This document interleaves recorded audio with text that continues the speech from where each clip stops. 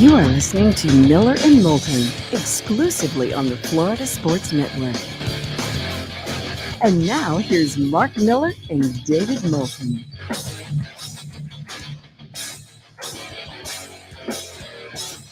Top of the morning to you.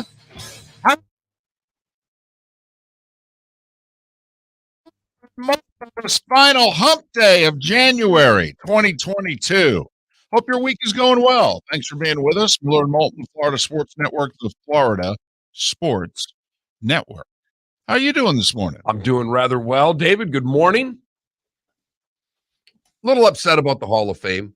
I'm not going to lie. I went on a little rant late in the show yesterday. And you did. I was very impressed. For those new to the show, usually the 6 a.m. hour is the baseball hour. Because it's that early. And Mark has joked over the years, fewest number of listeners. All right, but also oldest listeners. Figured to be earlier in the show. So Mark has dubbed the 6 a.m. hour the baseball hour. And yet in our bonus hour yesterday, in our 9 a.m. hour, all right, Mark kind of became a little unhinged. Well, I'm excited to talk to David Samson. My guess is he's going to be on the opposite side of me of Bonds and Clements, and that's fine. He's not a baseball writer. I have a bigger problem with who they allow to vote, how the voting process is. You have that vote for life, seemingly, no matter whether or not you cover the sport anymore. And it just, of all the halls, it seems to be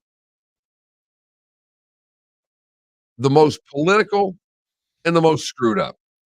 Imagine that. The most political, therefore the most screwed up. Huh. What a trend. Wow. I wonder if that's the same in the real world. I don't know. Let's stick to sports, David. We knew it was coming. I mean, at this time yesterday, we said, hey, it's likely going to be Ortiz, and that's it. So you shouldn't have been surprised. But why were you honked off? David, I made a critical error yesterday. Wow. Normally, on a Tuesday, I'm playing in Men's Day, and I'm not worried about the television. Playing a little golf. Yesterday, I had some obligations with my daughter that take precedent over me having fun. Right. And so I was at home during the afternoon. And I turned on this channel called the MLB Network. Wow. Where they're giving you 3 hours of pre-Hall of Fame coverage. Right, which, I mean, think about it. 3 hours before they show us a vote total.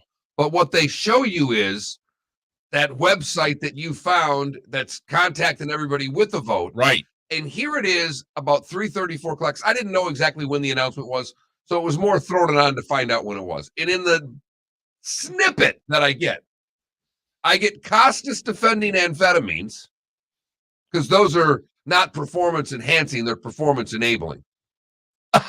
Okay. And that's greenies, which throughout the 50s, 60s, and 70s. That still illegal in that sport to take those, but apparently that's okay. Well, it's not. Actually, Bud Selig. That's right. Bud Selig said that amphetamines are legal. To his credit, Bud Selig did eliminate greenies from the game.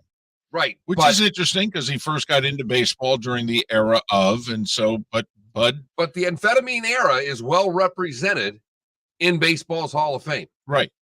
Absolutely. I mean, we don't talk about it. Hear no evil, see no evil, speak no evil about amphetamines because that didn't.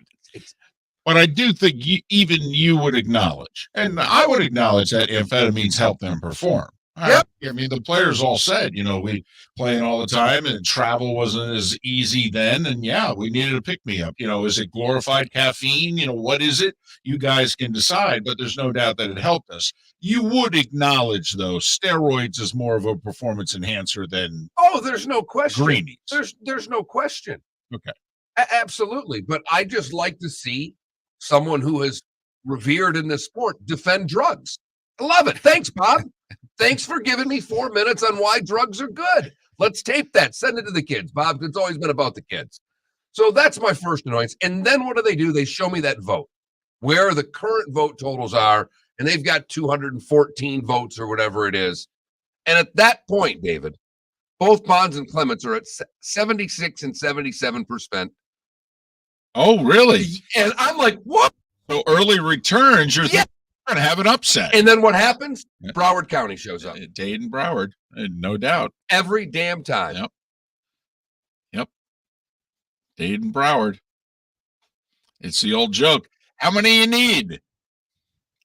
So I had it all built in that they weren't going to get in. And then all of a sudden I look and I'm like, I'll be damned. No, they teased you. They really did. And it worked. It teased you. All the votes came in from the rural areas. All right. And you thought your candidate was going to win. And we'll find out, hopefully we'll find out how many blank ballots there were and things of that nature, because those are credible baseball writers and we should really allow them to continue to do what they do. Now, for those that don't submit a ballot, that doesn't count because it's a percentile of the votes. If you don't vote, then that doesn't count. But if you send in a blank ballot and you sign it, that is considered a vote. And therefore, nobody obviously tallies a vote. Their percentage will go down.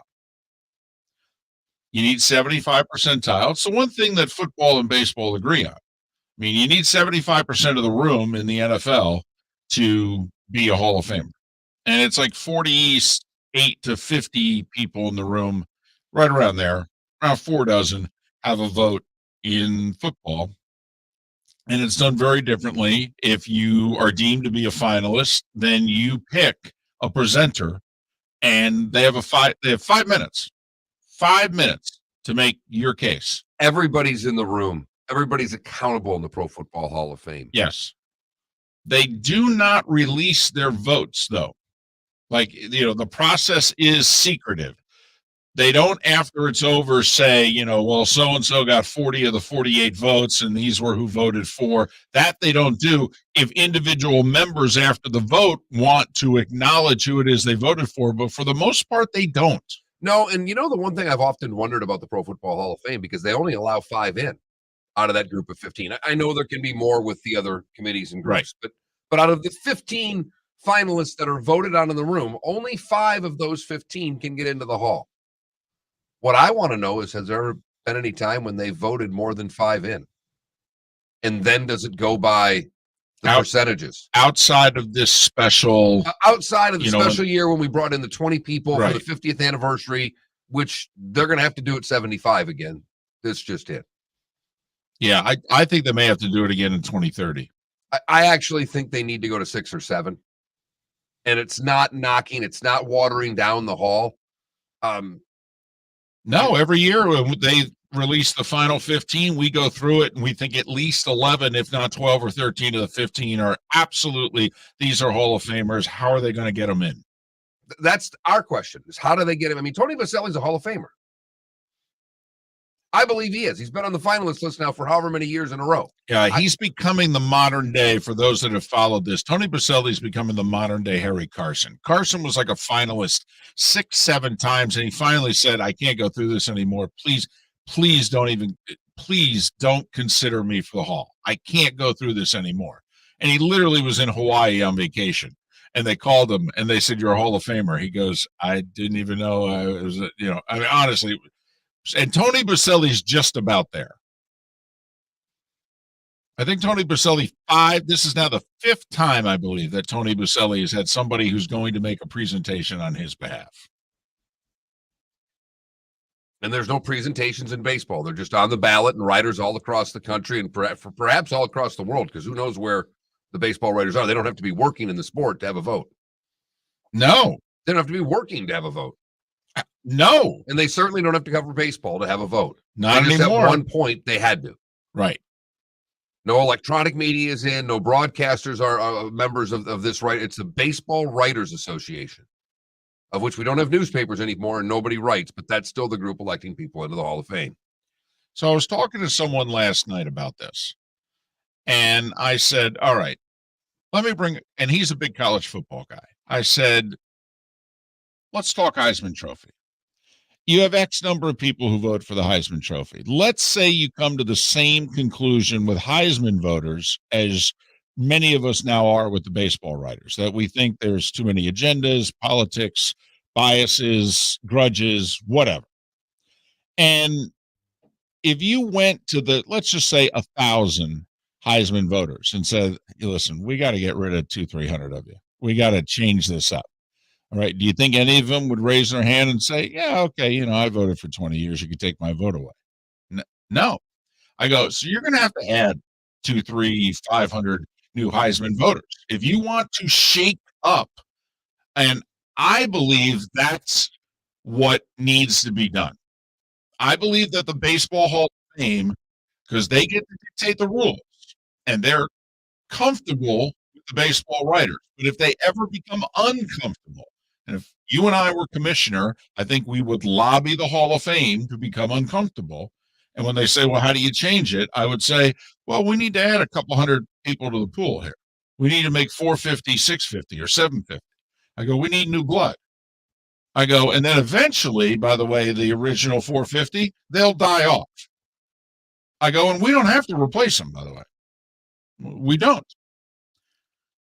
So that to me is it's the only solution that I see, Mark. If you have a problem with the voting block, you need to change the voting block. And I think it's the only way you can do it. Because it's not, I mean, come on, if we had a vote for the Baseball Hall of Fame, would we voluntarily give it up? No. No. Oh, no. Give it up kicking and screaming is when I'd give it up. And then maybe this way we can ease in the electronic era. We certainly should right the wrong that the Vin Scullys of the world obviously should have been voting for the Hall of Fame. I don't think Peter Gammons has a vote, does he? Well, I think he should. He wrote, for the newspaper in Boston forever. But I didn't know if he, when got out of the writing, I thought one of the big boys that went to ESPN gave their vote up at one point, or had to give their vote up. Huh. Well, now I'm going to spend breaks getting a list of who's on this. Well, it's stunning the people that big name media people that we know in the sport who do not have a vote. It's stunning. And I think you can easily come to the conclusion that the voting block needs to be changed. I don't know if this is a poll question, but if we had a poll question that said, Pete Rose, Barry Bonds, Roger Clemens, and if you want to add Sosa, Schilling, if you want to add, are all not in the Hall of Fame. Who do you blame? A, the players, B, the writers. Because you could certainly argue, hey, they've all screwed up. I mean, the old joke, there was one rule in baseball. Pete Rose broke it. I mean, he did. There's no doubt about it. He finally, at long last, admitted it. Now, what's interesting is that there's not a positive test on record for Bonds or Clemens. Correct. Clemens, I believe, was mentioned in the Mitchell report, but there's not a positive test on record for Bonds and Clemens. And in fact, both have gone to court and beaten the authorities. The authorities went after both of them and tried to convict them of legal charges involving taking and the buying of performance-enhancing drugs. The only thing Bonds was ever found guilty of was obstruction. All that evidence in the Balco case, they were unable to get a conviction for him on anything that we would consider meat on the bone. And Clemens walked when they went after him. But the court of public opinion had been determined. We all know they did. Yeah, we've all concluded. But because for whatever reason, those two have been singled out because of their excellence. Yeah. And their numbers are just gaudy. Yep. They are. When now we're considering seriously, should we put a John Lester in the Hall of Fame who had 200 wins and Clemens at 360? I mean, I guess at the end of the day, if my great-grandson were a huge baseball fan and went to Cooperstown, you're not going to hear about these guys? I just don't get why they wouldn't want to recognize all of baseball. You can put plenty on their plaque. Yes. I mean, that's the thing that no one seems to understand. They still control what the narrative's going to be. In fact, you could put stuff on their plaque that could really infuriate all of them. Yes. I mean, Bonds and Clemens could still emphatically deny, show me the proof, show me the test, show me where I took performance-enhancing drugs. Prove it.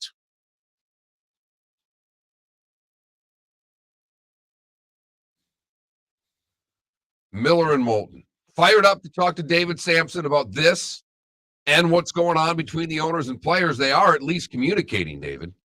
2 days in a row. I know. Yeah. Opening day is important to them. Yeah, not spring training. Not at all. No. In fact, we could consider that for a poll question. All right. I got a couple. Do you think there will be spring training games? And none of them involve baseball. Okay. Fair enough. Going to the well. Wow, it's a little early for that. Miller and Moulton. Hump Day edition, the final one of January. Great show lined up for you. So stick around here on the Florida Sports Network. We've hit the divisional round of the NFL playoffs, and DraftKings, the official daily fantasy partner of the NFL, still has huge cash prizes up for grabs. This week, new customers can get on the game and play free for millions with their first deposit. There are only a few weeks of football left, so draft your squad now. Playing daily fantasy football simple. Just pick your lineup of NFL stars, staying under the salary cap, and score enough points to bring home cash. And with a free shot at millions of dollars in total prizes, you'll feel the action of the divisional round like never before. DraftKings, safe, secure, and reliable. Best of all, you can deposit and withdraw your cash whenever you want. Download the DraftKings app now and use the promo code M&M to play free for millions. That's right. Enter promo code M&M to get a free shot at millions in total prizes with your first deposit. Get in the action for the divisional round only at DraftKings, the official daily fantasy partner of the NFL. Minimum $5 deposit required. Eligibility restrictions apply. See DraftKings.com for details. You are listening to Miller and Moulton on the Florida Sports Network.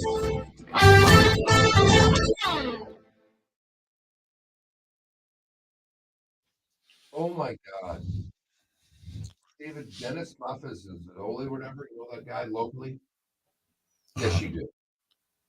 Okay. I want to say he was like the Cape Coral Breeze or the Port Charlotte paper editor. Hey, Port Charlotte. Charlotte's son? Yeah. Okay. Yeah, he's now the deputy sports editor for the Herald Tribune. Okay. Got a Hall of Fame vote. Yeah, right. Got a Hall of Fame vote. Yeah, well, I mean, he's part of the Baseball Writers Association of America. MLB is stupid a lot of times, aren't they?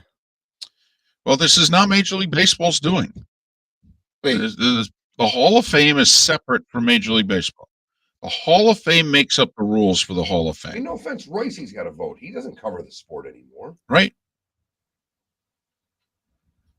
Is it like that for like Canton and Springfield as well? No. I don't know who controls basketball. I mean, I would assume the NBA. No, it's not the NBA Hall of Fame. The NBA has Or it's nothing. that's right. It's the The basketball NBA has Hall of Fame. nothing to do with the Basketball Hall of Fame. Right. But the NFL Hall of Fame, yes. It's not. It's the Pro Football Hall of Fame. Okay. Now, the NFL has an awful lot to do with it, but like, it's why CFL stuff is allowed to be considered. Best part is Sid Hart. Right. Oh, that was the 2020. That was the 2020. Same reason why college basketball coaches can make the Basketball Hall of Fame. Oop.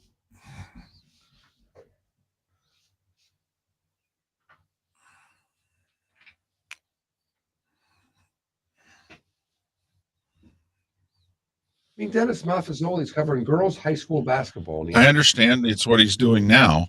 Okay. But, for the up until the early 2000s, Charlotte County had spring training baseball. Plus, I don't know where he worked before that, if he worked anywhere, but. Been here as long as I have. Right.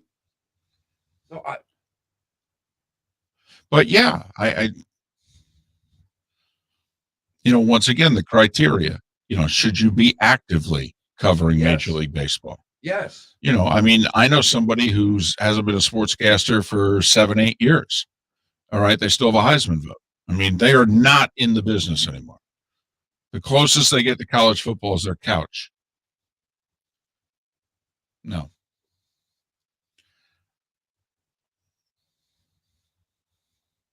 I turned it off. Don't know. Yes, I am, Spitz. I don't know. No, I was not anywhere near the Twitch chat room.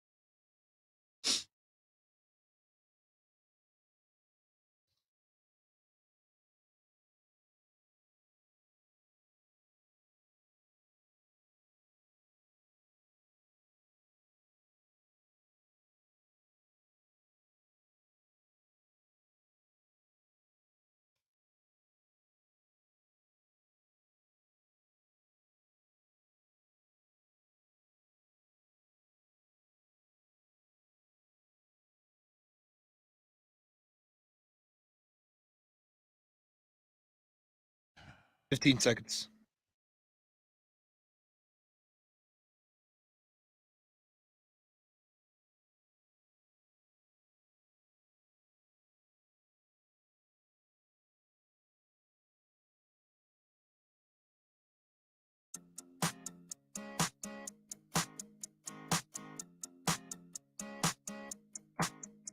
You're listening to Miller and Moulton, exclusively on the Florida Sports Network. 23 minutes past the hour. Fired up Miller and Moulton on this morning after the Baseball Hall of Fame vote came in. David Ortiz, oh, by the way, I feel a little badly for him in this sense. He's not the lead.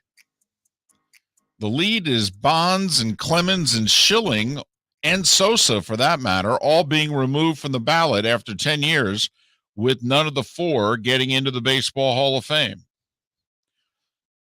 Can I ask you this question? If the whatever committee, and there's now 3 committees, by the way, with baseball that span 3 different eras.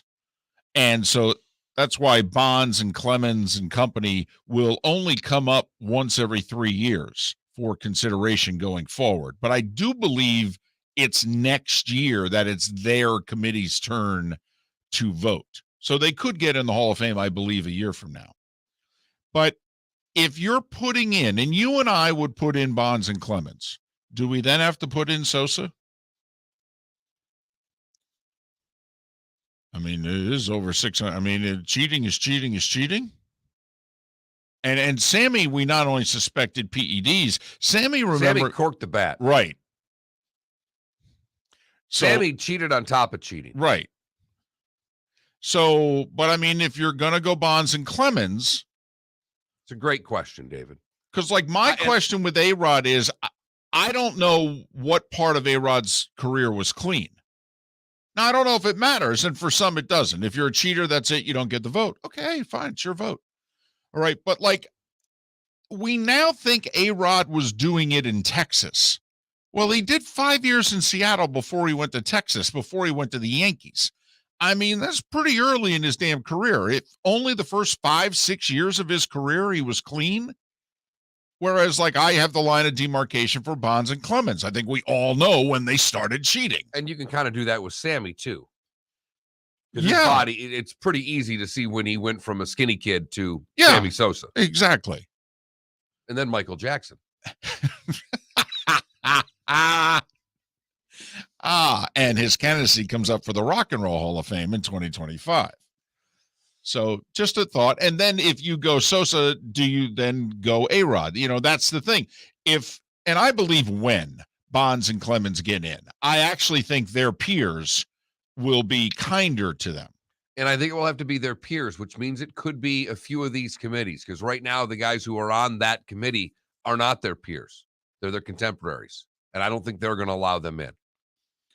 So, if you go Bonds and Clemens, does that mean, hey, listen, how can we then put a roadblock up for Sosa and A-Rod? It's a very fair question. And I know you're going to hate this answer. I'd lean more towards A-Rod than I would Sosa. A-Rod throughout his whole career was a really good ball player. There was never a time that A-Rod was average. There was a lot of average of Sammy before all of a sudden he burst on the scene. Oh, well, there's no doubt. I mean, A-Rod was a phenom almost right away. Right.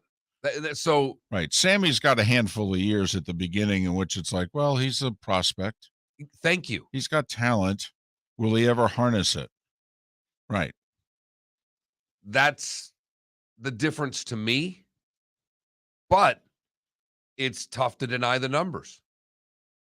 And he had a half a dozen year run there, which is, he was as big a force as, outside of Bonds, quite frankly, as the sport's ever seen. And Sosa and McGuire did more to rejuvenate that sport than Bonds did. They did. Des Val in our Twitch chat room said, I quit watching baseball back when Sosa and McGuire were juicing, and I haven't watched an inning since. Which is interesting because of all that's transpired between now and then and testing and all that. I'm surprised there was nothing that has happened. The Red Sox winning the World Series, the Cubs winning the World Series. I am surprised there was nothing that brought him back, even if just for a moment. But yeah, first Ripken was the one that after the strike in 94, late in 95, in which people who hadn't watched baseball in a year was like, okay, I can embrace this guy. This is cool. And by the way, when the executive committee does their next entrance of players, I think Curt Schilling gets in with the executive committee. One, I think there are more people on that committee whose politics align with Curt Schilling's than those on the Baseball Writers Association. That's the first thing. Secondly, they know his accomplishments. I think Schilling will get into the Hall of Fame before Bonds and Clemens with that committee. Well, it's ridiculous. It is absolutely ridiculous that Curt Schilling's not in the Hall of Fame. It's offensive, actually. If I were a Hall of Fame voter, the columns and the public diatribe that I would have had these last few years, the fact that we have not put Curt Schilling in the Hall of Fame and how that looks on us.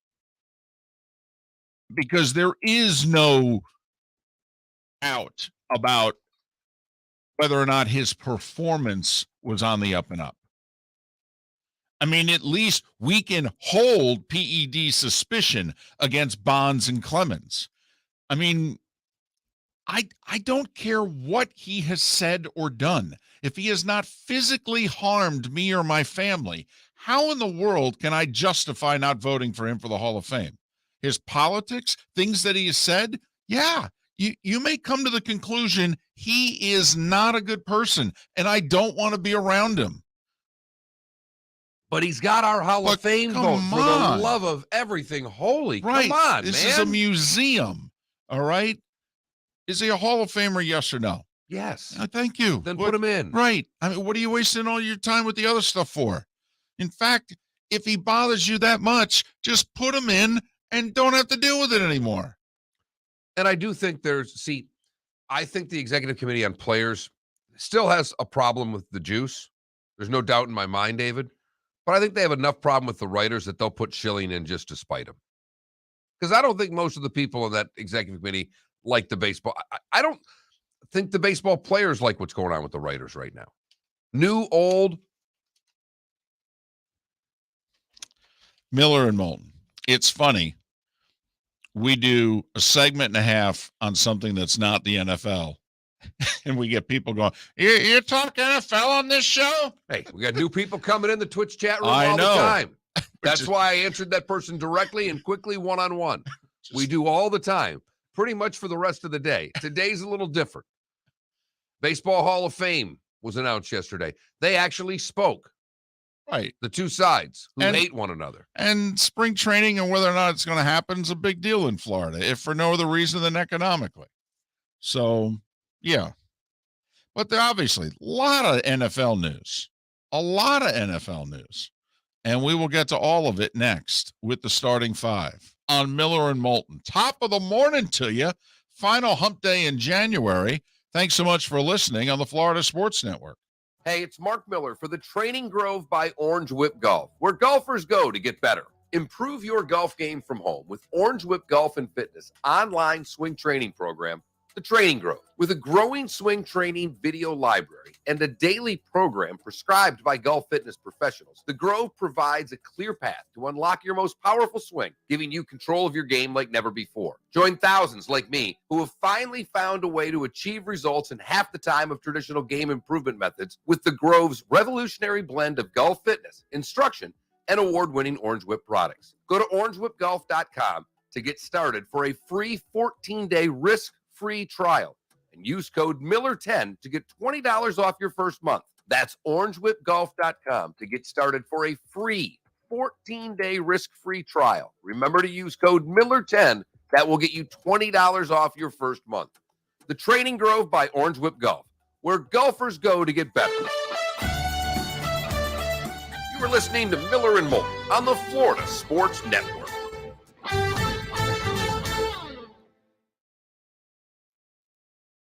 Peyton's presser's going on.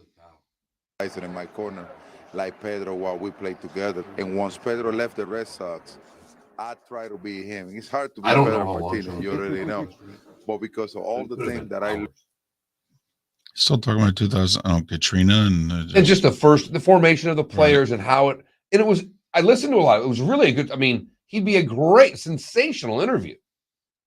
Talked about having to do the caravans before they drafted Reggie Bush to sell tickets. And he was, great about he's like, I get it. We're not a wine and cheese crowd.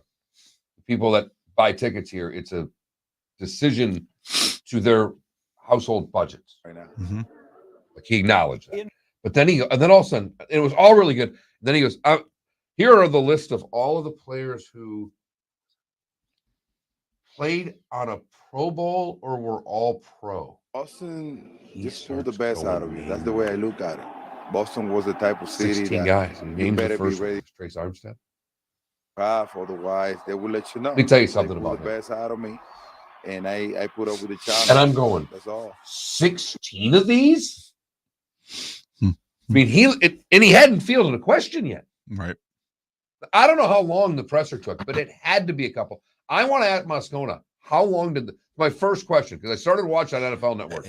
Yeah. Now he was on the air. I'm curious if they took it. If you know what I mean. Do you take the pressure? I thought he was on. He's afternoons. Oh, okay. In the playoff, a home run that I hit to tie the game against the Yankees, against Paul Control. Against the Yankees. I don't want that in my ear, please.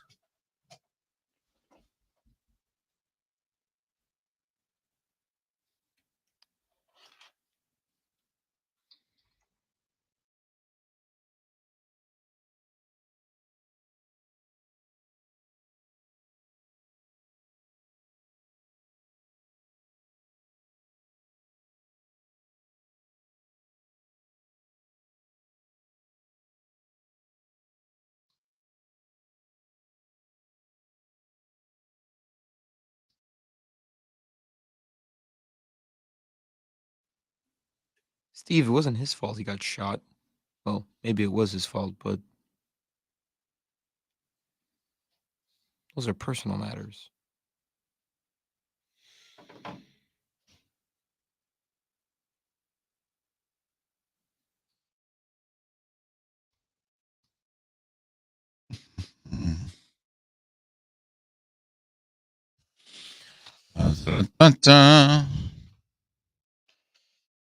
But I mean, Steve, the fact that he got shot, so getting shot counts against you? That's what I'm saying. What do you mean by that?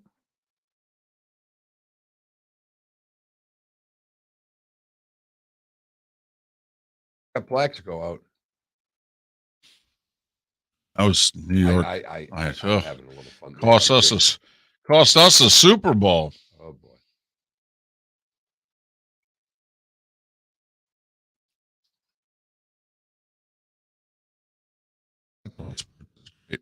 There are so many instances of franchises winning Super Bowls with not their best teams.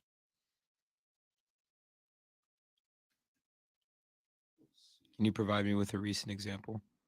Well, I mean, Aaron Rodgers even said the best Green Bay Packers team was the year after they won the Super Bowl, 15-1 in the regular season. They were a 6 seed at 10-6 the year they won the Super Bowl.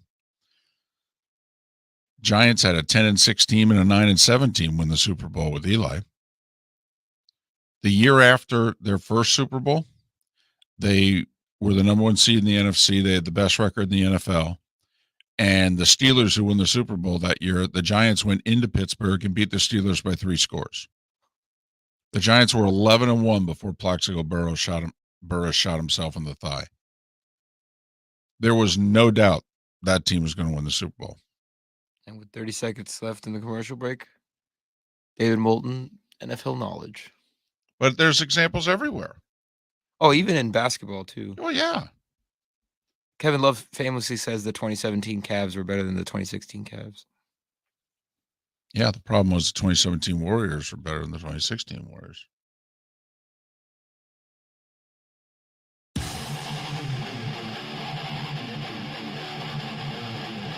You're listening to Miller and Moulton, exclusively on the Florida Sports Network. 22 minutes before the hour. Miller and Moulton, the Florida Sports Network, the Florida Sports Network. Text the show. If you never have before, it's really easy. All one word, FSN Radio. Send FSN Radio to 21,000, and you get through the security gate you're in, and then you can text us anytime, anywhere, as many times as you want. If you've never taken in the Miller and Moulton show on twitch.tv, please do so. It's on the Miller and Moulton channel. And you get to see the show every morning. And during the commercial breaks, we answer your comments. We debate amongst ourselves. It's actually moderately entertaining. And whatever you do, follow us. All right. Miller and Moulton have a bet against one another. It's apparently going to determine our friendship going forward. All right. Miller needs 1,000 followers of this show by July 4th. We're approaching 700. We need like 1.5 followers a show. Between 2 followers a show between now and then, Mark wins the bet. And we have made 739 bets over the years. This is clearly number 1. That have never been paid. No. I did, there's another show that works out of the studio, and they had a list of their drinks that they owe one another from bets. And right. I feel as if we missed an opportunity. Oh, man. Because our bets have bets, and I couldn't even tell you. There was, I know I went on a run of about $10, $20 bets in a row that I won, and then you'd go on a run, because that was our standard bet, was $20. Right. And by runs, we mean like years. So I think Mark's up over the years. I'm pretty sure of it. Don't ask me how much. It's to the point now in which it's like, listen, if we go out, I'll just buy until I don't feel like buying anymore. 20 minutes before the hour, it is time for The Starting Five. 5 stories you need to know. It's the Starting 5 on Miller and Moulton. Here's number 1. Number 1 is the NFL, and Sean Payton, who was with the Saints for 16 seasons. He only coached 15 of them. Remember, he was suspended for that year because of the whole, bounty gate. He resigns as head coach of the Saints with 3 years left on his contract. In 15 seasons, he won 152 games, including Super Bowl 44. And they had more winning seasons under Sean Payton than I think the franchise did in the 40 years before he got there. Their winning percentage is just over 400 without him. It was 614 with him. That's just ridiculous. Completely changed the franchise. And if he hadn't, after Katrina, no guarantee that the franchise would still be there. The Bears named Ryan Poles their new general manager, according to many reports. He was the Chiefs' executive director of player personnel. The Chiefs, oh, by the way, get 2 third-round picks as compensation, not from the Bears, but from the league. Ryan Poles is black. The league a few years ago was trying to encourage organizations developing and promoting their minority candidates. And they said, tell you what, we will give you third-round compensatory draft picks, 2 of them, for every minority coach or front office person that you lose to a head coach and or GM job. So this year and next year, the Chiefs will get an extra third-round pick because the Bears hired Ryan Poles, who was also a finalist for the Giants GM job. Jim Caldwell had his second interview for the Bears head coaching job yesterday. John Harbaugh, who's 59, Sean Payton 58, by the way. Those wondering, whether or not he's done and how long will he sit out, etc. 59-year-old John Harbaugh, who has been with the Ravens since 2008, working on a contract extension because he is entering the final year of his deal.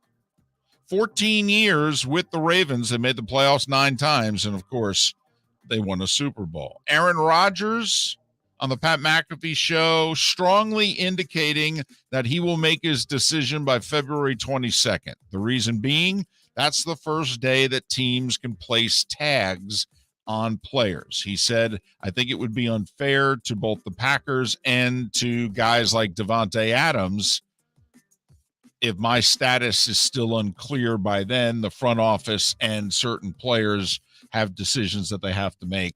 So Rodgers indicating, that's basically 4 weeks. Yeah. It's 4 weeks yesterday, I think. I think that's very fair, by the way. Yeah. He's indicating, unlike Brady and others who are indicating that this decision that they have may take a while, Rodgers strongly indicating that, I think I'll be able to come to a conclusion here sooner rather than later. Right. We're not going to get into free agency with anybody knowing where my status is. NFL names Ronald Torbert the referee for the Super Bowl. It's his first Super Bowl. He was the referee for Packers-Niners. And he doesn't have a game this weekend, right? Neither Correct. championship game, which has the referee that has called the most penalties in the league doing one game versus the referee who's called the least amount of penalties doing the other game. Now, in fairness, though, it's their crew that is called the most, right. And they're not working with their crew in the playoffs, which, it's a whole other discussion that we've had many times over the years. As we have mentioned earlier on the show, David Ortiz elected to the Baseball Hall of Fame with just under 78% of the vote. The threshold is 75. Ortiz will join Gil Hodges, Tony Oliva, Jim Cott, Minnie Minosa, Buck O'Neill, and Bud Fowler, in the Baseball Hall of Fame this year. They were all elected by various committees. Bonds officially ended up with 66% of the vote, Clemens 65%, Schilling just under 59%. It's interesting, 11, 12% of the voters who voted for him last year didn't vote for him this year. He told him not to. Okay. And your petulant child, while screaming at you and stomping into their bedroom, really has said what? Yeah, I'm never going to talk to you again. Okay, I understand. I hate you. Yes, I know. Yep. I'll see you tomorrow. Bonds, Clemens, Schilling, Sosa, who got just under 19% of the vote, all off the ballot going forward. This was their final year of eligibility. A-Rod's first year of eligibility, 34% of the vote. Scott Rowland's at 63%, might get in next year. Todd Helton and Billy Wagner just over the 50% threshold. Talks again yesterday between the baseball players and owners.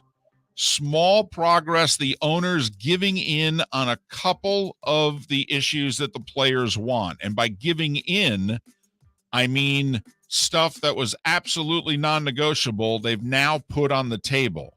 But to give you an idea as to how little the owners move on some issues, they agreed to move the minimum salary from $600,000 to $615,000. Whoa. I know. Coming off their hips, aren't they? I know. Well, $12 billion industry. I mean, $15,000 per rookie. It adds up. College football news, 4 new members to the College Football Playoff Selection Committee. You get 3-year terms, and obviously when you're done, you leave, and so they had to replace 4 guys. The new chairman of the committee, Mark, is Boo Corrigan, the athletic director at NC State. So no more Gary Barta of Iowa. Well, it's good that they put someone in charge who never has to worry about their team being involved in this. Look at you. I just think it's good because Barta had a great difficulty last year explaining the complicated nuances of the College Football Playoff Committee. Michigan State beat Michigan. Why is Michigan ranked ahead of them? Well, we just think Michigan's better. They played 2 days ago. I mean, shouldn't you at least, for appearance's sake, put Michigan State ahead of Michigan? They're going to lose to Ohio State here pretty soon. We just think Michigan's better. Okay. So the games don't matter is what you're saying? NBA, the Washington Wizards had a 35-point lead against the LA Clippers and lost. They were up 3 closing seconds. They were clearly intentionally fouling. On at least 2 occasions, they fouled Kennard while he was dribbling. It wasn't called until he went up to shoot. He hits the 3, add the free throw. Clippers come from behind and win 116-115. Down 35. David Aldridge said, I've been covering the Bullets/Wizards for 40 years. This is the most pathetic performance I've ever seen. Wow. Taking it kind of hard. LeBron at 33. AD is back for the Lakers. They beat the Nets 106-96. And then, Mark, there were a ton of blowouts yesterday. Warriors beat the Mavs by 38. Spurs beat the Rockets by 30. Celtics beat the Kings by 53. Hello. History in the NHL. Keith Yandel has now played in more consecutive games than anyone ever. The Flyers defenseman played in his 965th consecutive game yesterday. Flyers lost to the Islanders 4-3. They've now lost 13 in a row. Panthers, a winner in Winnipeg, 5-3. Give it up to the Penguins, man. Letang, a couple goals. Crosby, a goal and 2 helpers. They just keep on keeping on, despite a ton of injuries. 6-3 over Arizona. College hoops, we warned you. Upset alert in Columbia, Missouri. And the Tigers nearly did it, but the Auburn Tigers survive 55-54 as the number 1 team in the country. Another 1-pointer in Champaign as the Illini, without their 2 best players, beat Michigan State 56-55. 55-54 and 56-55. For as much as some of us complain about the NBA, just a bunch of guys shooting threes and what have you, you think there's a happy medium here we could find? Not until a lot of these coaches disappear. They different styles. They're in total control. I watched my first Michigan State game start to finish last night. Did you? And not because they lost. That game was just played in the mud. I mean, 56-55. I mean, that's a tough watch right there. I will tell you, I can sum up the game really quick. The end of the game, Sparty got fouled, a chance to tie the game at the line. He missed the first. You notice the score was a 1-point game. Trying to miss the second on purpose, he made it. I think that sums up the game there you go. rather easily. Duke held off Clemson at home 71-69. Care to guess the number of free throws Clemson shot in the game? Well, Duke probably shot 24, which means Clemson shot 9. 1. Where was the game played at? You had to ask. Brad Brownell was asked after the game, Are you surprised that you only shot one free throw? He said, no, it's happened here before. UCLA in a matchup of the two best teams in the Pac-12, although USC would like to have a vote. UCLA, ranked 7th, beat third-ranked Arizona 75-59. And give it up to the pride of St. Petersburg, Danielle Collins. She's advanced to the semis of the Australian Open. So the Americans have Madison Keys and Danielle Collins, two of the final four. She was a winner 7-5, 6-1. She had career-saving surgery last year. And she's ranked 30th in the world. And Madison Keys, of course, last year with the famous quote, the pit of despair, and the dark pit of despair. And so she's bounced back as well. So maybe a couple reasons tomorrow to watch some Australian Open, a couple of American women in action trying to make it to the final. And Mark, that's it.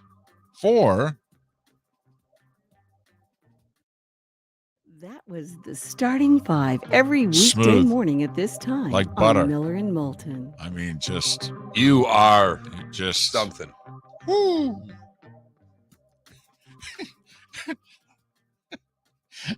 8 minutes before the hour. Can I give you a baseball stat? Sure. Well, this is the baseball. You've only got like 2.5 minutes left. Go. All right. If I'm reading this right, David Ortiz's career on-base percentage was .380. If you turned all of Barry Bonds' home runs into outs, he would have a higher OBP than Ortiz. Right. Yeah. He was pretty good. He really was. Let's make sure we get this right, everybody. But David Ortiz is really a well-liked guy. So he gets to walk in on the first ballot. Well, and it did help him. Like, I think David Ortiz was going to get in, but I did not think he was going to get in on the first ballot until the commissioner of baseball publicly last week, when asked about Ortiz and the Mitchell report and PEDs, stated clearly that there is no evidence that David Ortiz took performance-enhancing drugs. I mean, the commissioner of baseball said that. And when you only make it by less than 3% of the vote, I think that helped him get over the threshold year one. Yeah, I was surprised. I mean, and I hate this. You're not a first ballot. You're either a Hall of Famer or you're not a Hall of Famer. But others take this more seriously, which is why I was very surprised to see him get in on the first ballot, David. Question, if you're supposed to get in, right, it doesn't matter when you get in. Not to most of us. I mean, it's a little prestige in the room, I guess, but I mean, who cares? If you're in, you're in. Greg from Tiburon in our Twitch chat room says, will the suspension of Sean Payton taint his Hall of Fame entry? I don't believe so. I mean, I think the guys that are coaching right now in the NFL that are going to be in the Hall of Fame, Belichick, Andy Reid, Tomlin, Sean Payton. I think that they are all Hall of Famers, and that there's nothing from this point forward that could not put them in the Hall of Fame. Miller and Moulton. Mark, we have a great show lined up. We do. A little baseball, a little football. It's kind of how we like to roll. David Samson joining us next hour here on Miller and Moulton here on the Florida Sports Network. Bring your big mouth to John Smith Subs and indulge in their overstuffed subs with the freshest quality ingredients. Enjoy our famous steak bomb with perfectly grilled marinated sirloin steak topped with provolone cheese, grilled onions, peppers, mushrooms, crispy bacon, juicy tomatoes, and creamy mayo. Boom! Made-to-order crispy fries can be paired with the Gator, the Cuban, the Chicken Bomb, or the Italian. Love local. Eat delicious with John Smith Subs. Find a John Smith Subs location near you today. The Firestone Grand Prix of St. Petersburg, presented by RP Funding, roars through the streets of beautiful downtown St. Petersburg, February 25th to the 27th. 3-day tickets are on sale now at gpstpete.com. It's fast, fun, family entertainment jam-packed into 3 days. The weekend is highlighted by the NTT IndyCar Series race taking the green flag on Sunday afternoon. It all happens at the Firestone Grand Prix of St. Petersburg, presented by RP Funding, February 25th to the 27th. Get your tickets at gpstpete.com to secure the best seats. We've hit the divisional round of the NFL playoffs, and DraftKings, the official daily fantasy partner of the NFL, still has huge cash prizes up for grabs. This week, new customers can get on the game and play free for millions with their first deposit. There are only a few weeks of football left, so draft your squad now. Playing daily fantasy football is simple. Just pick your lineup of NFL stars, staying under the salary cap, and score enough points to bring home cash. And with a free shot at millions of dollars in total prizes, you'll feel the action of the divisional round like never before. DraftKings, safe, secure, and reliable. Best of all, you can deposit and withdraw your cash whenever you want. Download the DraftKings app now and use the promo code M&M to play free for millions. That's right. Enter promo code M&M to get a free shot at millions in total prizes with your first deposit. Get in the action for the divisional round only at DraftKings, the official daily fantasy partner of the NFL. Minimum $5 deposit required. Eligibility restrictions apply. See DraftKings.com for details. You were listening to Miller and Moulton on the Florida Sports Network.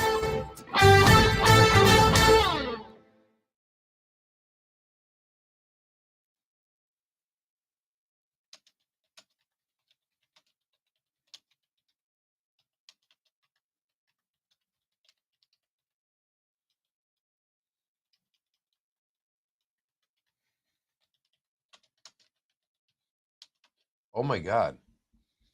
With all of the coaching changes, there are currently just 3 teams that can be forced into hard knocks. The Giants? No. Oh, coaching change. The Jets, the Panthers, and the Lions. Well, I think the Lions will say yes. If I was the Lions, I would.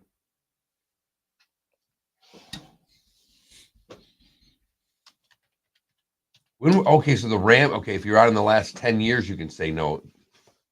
It's got to be the Lions. You got to. Okay. We could go to the baseball hall, and that's fine. I have a ripoff of a poll question. I watched 5 seconds of Pirloff and whatever her name is there. They had a fun poll question. You get 2 years of Aaron Rodgers or Tom Brady. They're going to play all 2 years right now. Who do you want? I thought that was a decent poll question. Wow.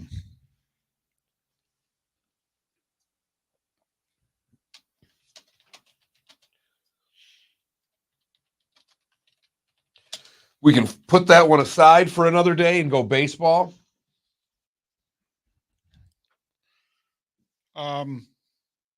Well, if we're going to go baseball, though, what direction do you want to go? Do you want to go with what we came up with, which was, list the guys who aren't in the Hall of Fame and say, who do you blame? The players' actions, the players and their actions, okay, or the writers? I'd rather just go. See, I wish you could vote on multiple things. Should Bonds and Clements be in? Okay. Yes, Bonds. Yes, Clements. Yes to both. No to both. Okay. I like it. Would you vote Bonds and Clements into the Hall of Fame?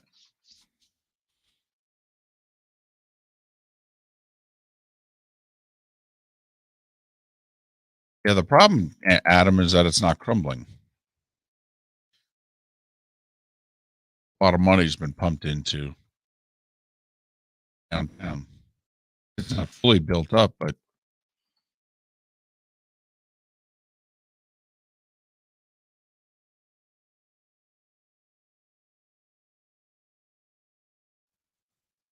Jordan underhanded to Samson. Just do the poll question to start the damn thing. Yeah. All right.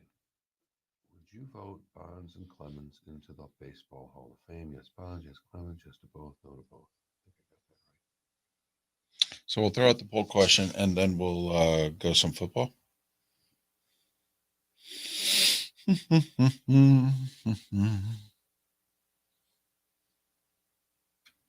30 seconds.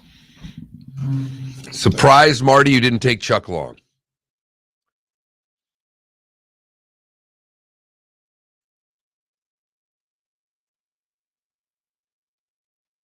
Detroit's not crumbling, Adam. Right. Hell, big day yesterday for Michigan. GM's investing what, $7 billion into putting all their electric car manufacturing in the state of Michigan?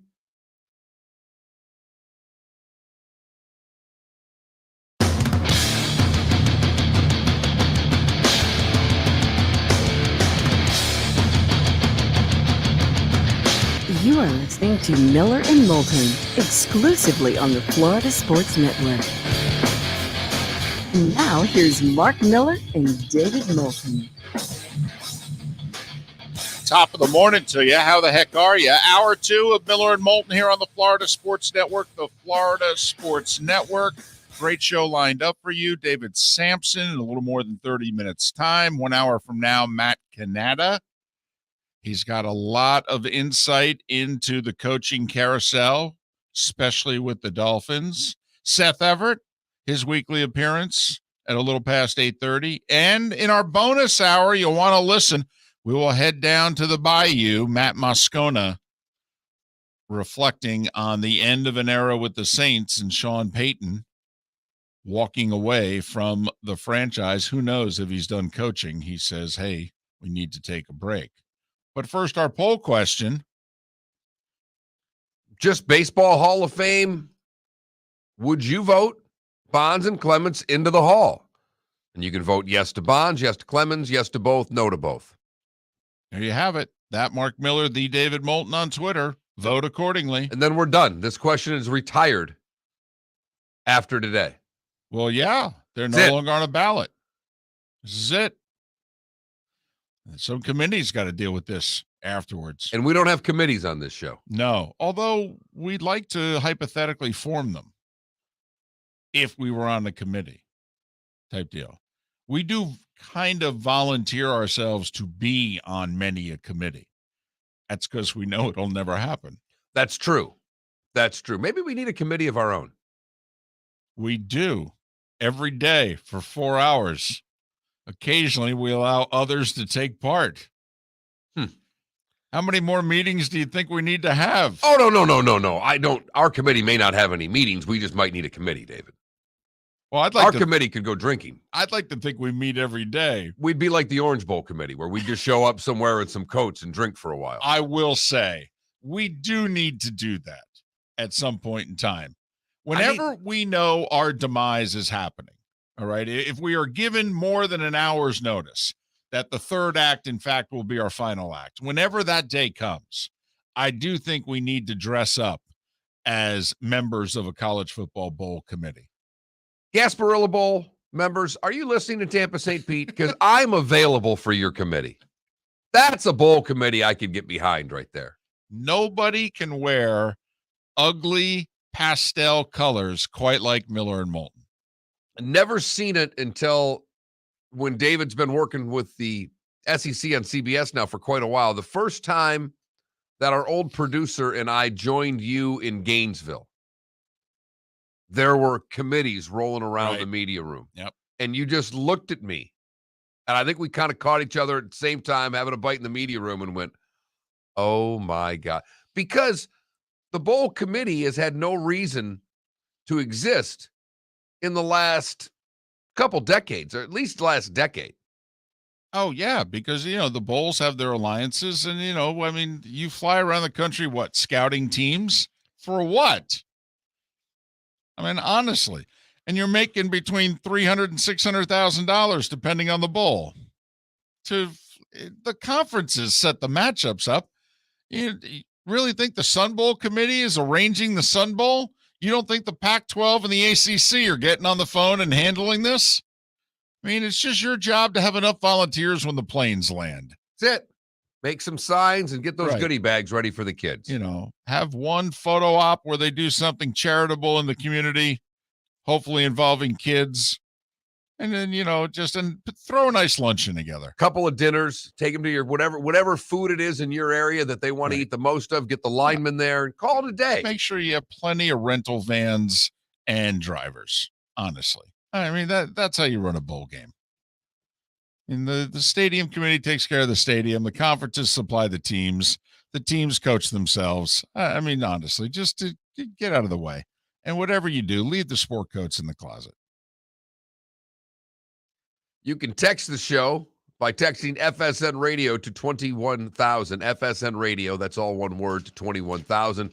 You can go to that Mark Miller or the David Moulton at least at some point today to vote on our poll question. The reason, by the way, that I think Sean Payton's a Hall of Famer is because Bill Cowher was just put into the Hall of Fame. I mean, Cowher coached 15 years with the Steelers, won basically 10 games a year. I think he had 149 wins in 15 seasons and went to 2 Super Bowls and won one. And Cowher got in the Hall of Fame. And he got into the Hall of Fame relatively young. I mean, got into the Hall of Fame 15 years after he retired. The Steeler factor is important when it comes to anybody, but Sean Payton and the Saints and the time that he was there very well may have saved the Saints in New Orleans. He won 152 games in his 15 seasons. Now, he was suspended for a season because of Bountygate. But then again, the 2 players, and this is going back nearly 60 years, but Paul Hornung and Alex Karras were both suspended for a season for gambling on the NFL. They're both in the Hall of Fame. They both missed a year suspended, and they're both in the Hall of Fame. But only went to the 1 Super Bowl, if in fact he never coaches another game. But I think his resume is right up there with Cowher. You know, somebody in our Twitch chat room mentioned John Harbaugh. Well, he's been there 14 years, and he's averaging right around 10 wins a year, has won a Super Bowl. I mean, that is why, and me more than Mark, but we spend a decent amount of time talking about Halls of Fame, and you can see how important every single person is. Because now that you've established Cowher as a Hall of Fame bar, well, okay, so 15 years, 10 wins a year in a Super Bowl is what you're saying. So Mike Tomlin's in the Hall of Fame, by the way. Right. It's over.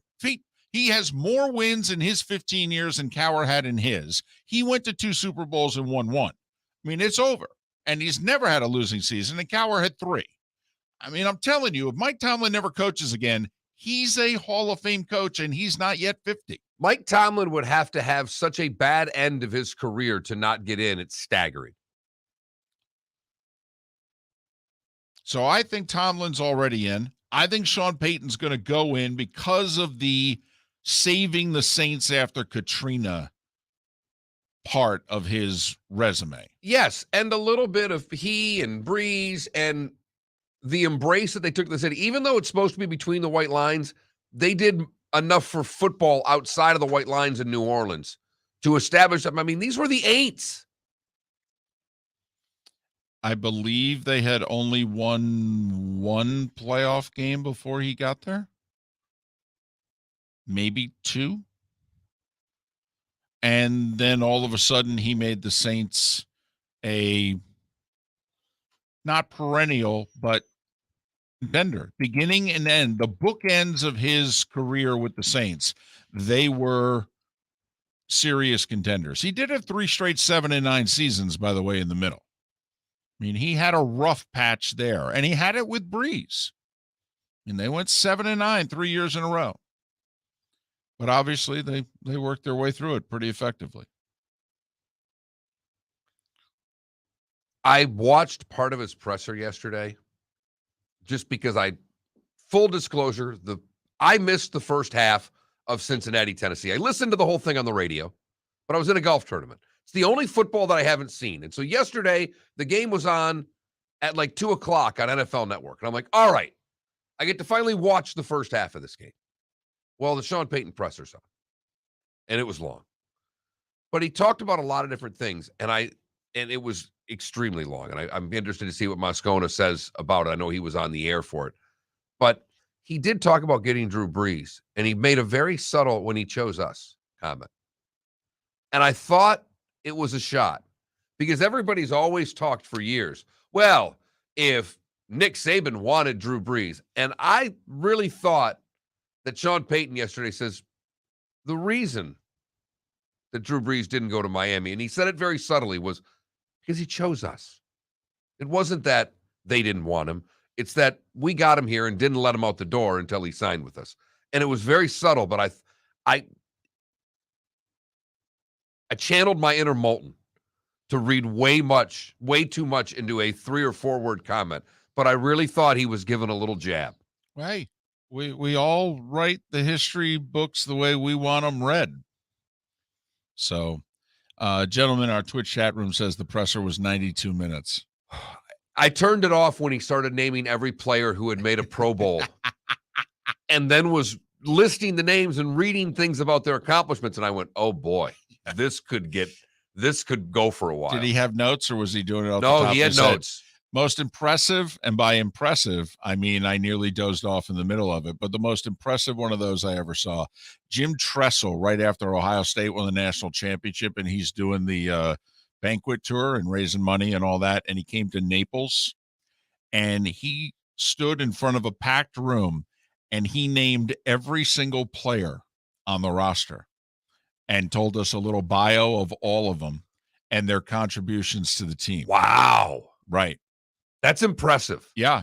And I mean it. I mean, there's a part of me that wanted to stab myself in the neck, but about midway through it, I thought to myself, this guy off the top of his head is damn near doing this in alphabetical order, and he's telling us where they're from.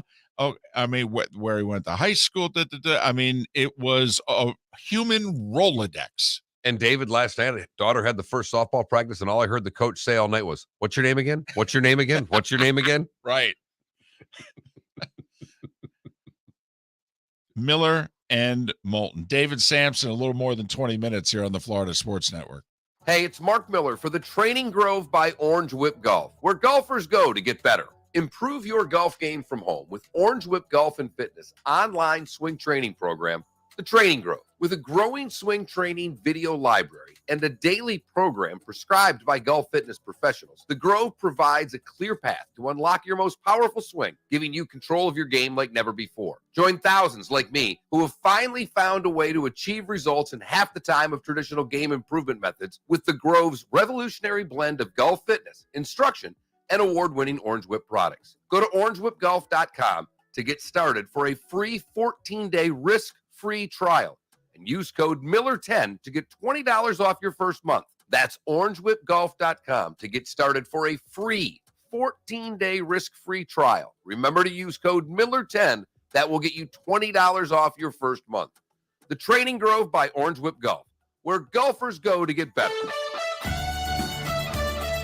You are listening to Miller and Moulton on the Florida Sports Network.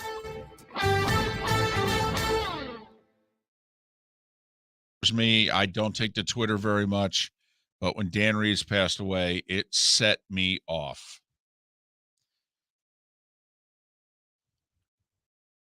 Pete Carroll's interesting, by the way. I think he needs a few more years. Remember, wasn't 09 or 2010 his first? 2010, I believe, was Pete's first year in Seattle. So we're talking, he's only 12 years in. By the way, Peyton's got a better winning percentage than does Holmgren, really close. Holmgren's 161 and 111. That's a 592 win percentage. Over 500 in the postseason.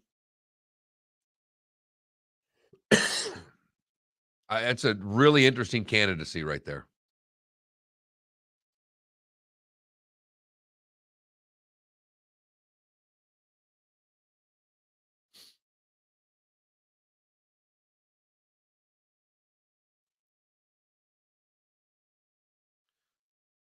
Pete's 152 and 104. If they run the ball, he's in the Hall of Fame. But he's got one more year than Sean Payton. He's not won as many games yet, just for the record. Oh, yeah, that's right. Pete had the 3 years with the Patriots and the 1 year with the Jets. Well, the Patriots weren't bad. No. The Patriots, he's 27 and 21. Right. He's 6-10 this year. I mean, it's 7-10 this year, but no, and I forgot, he did 4 years before the Seahawks. Right. So he's done 12 with Seattle, but he did 4 years before between the Patriots and the Jets.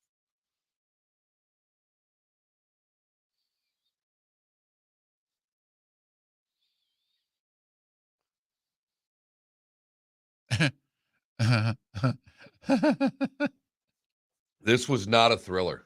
Okay. They're going to show this game, David. This was not a thriller. You doing all right over there? Okay. This was a nice move. Well, in D.C., the Baines thing was all Jerry Reinsdorf. He strong-armed a committee. It was appalling.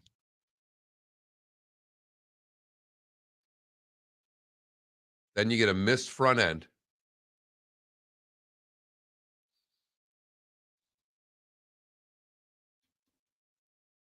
See, you can't let him drive. You needed to foul him.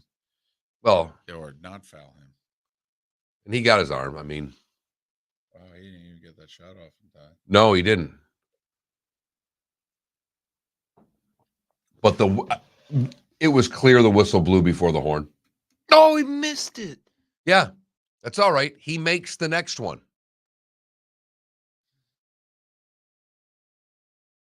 This is the best part. He's trying to miss.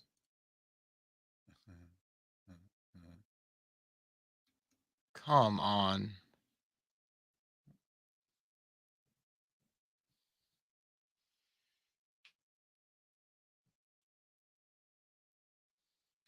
Tell you what, that Juzang kid out of UCLA, I could see him in the NBA. Who? Juzang. Oh, yeah. He's a baller.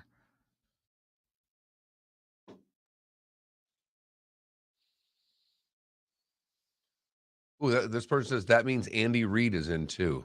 Oh, yeah. No kidding. Hall of Fame? Yeah. I mean, seriously? Fat Andy? Come on now.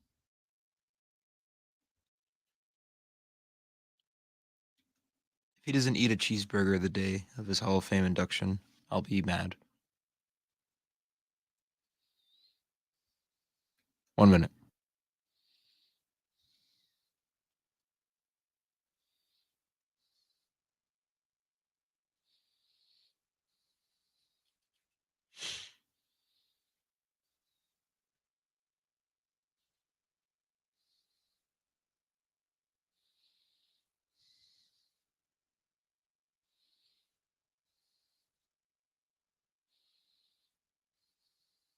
$30.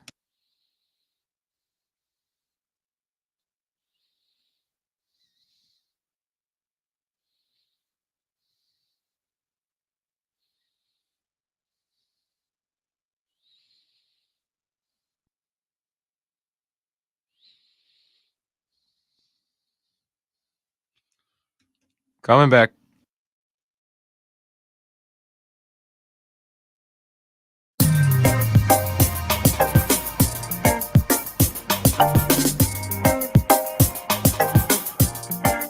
Welcome back to Miller and Moulton, only on the Florida Sports Network.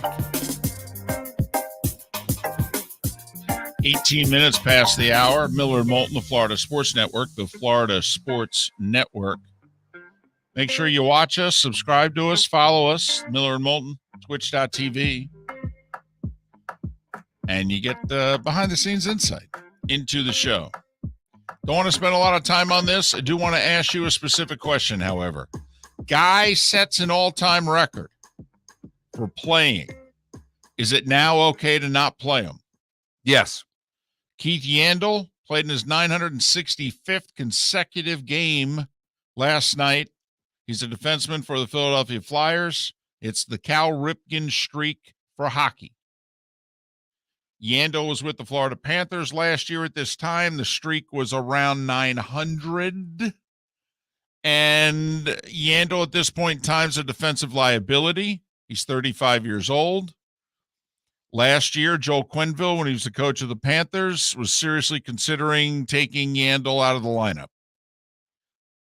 And the veterans on the team were like, Coach, you can't bench him. If he gets hurt, he gets hurt, but you can't bench him. So he finishes the year with the Panthers. He moves on to Philadelphia. And obviously the Flyers, they, keep playing him. He's not a healthy scratch. He sets the all-time record last night. Now, Mark, you can do anything you want? It's okay? Yes. Would you have subscribed to when you picked him up and he was at around 920? Oh, he's playing every night. You can't. I just don't think you can be the head coach who has that on his resume.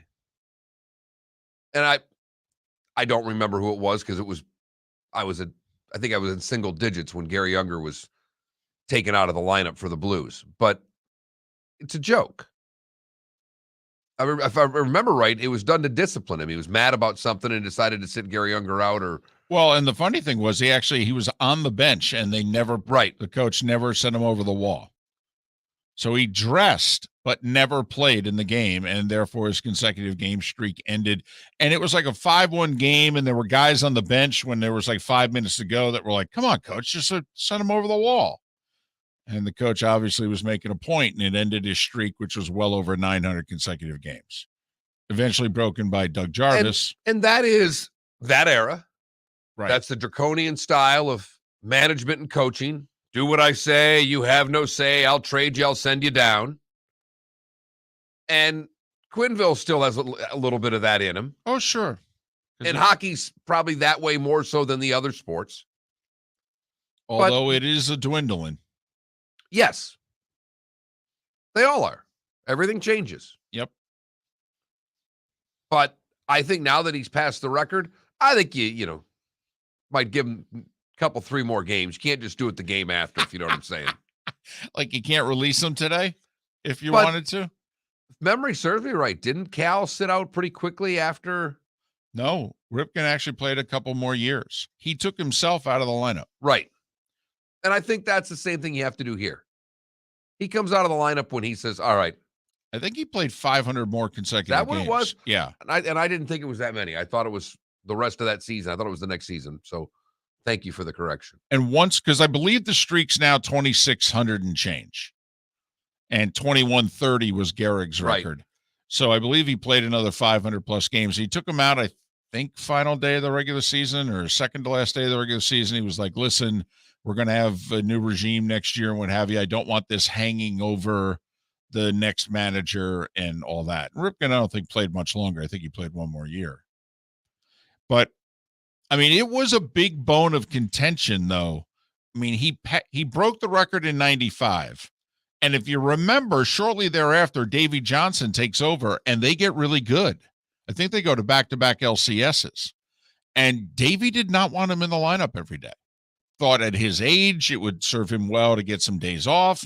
He was not the best player on the Orioles anymore, and he wasn't the second or third best either. He was just a guy, a famous guy, but a guy. And Davey really thought, and it, needless to say, was a big issue. Ripken didn't want to come out, and the people above Davey said, yeah, you're not sitting him. Davey's like, we're trying to win a World Series here. I'm telling you, I've won a World Series. I played for like 13 years. I mean, I'm telling you, he needs some days off. Yeah, you're not giving him a day off. Okay. But at some point now, I'd like to see the player say in the next, I would imagine we're at late January. He'll probably get through the season. I mean, yeah, it'll be interesting. The number of games is real close. I think he can get to 1,000, barely, if he keeps on keeping on. And then, if you throw a comma up there on the board, then do you?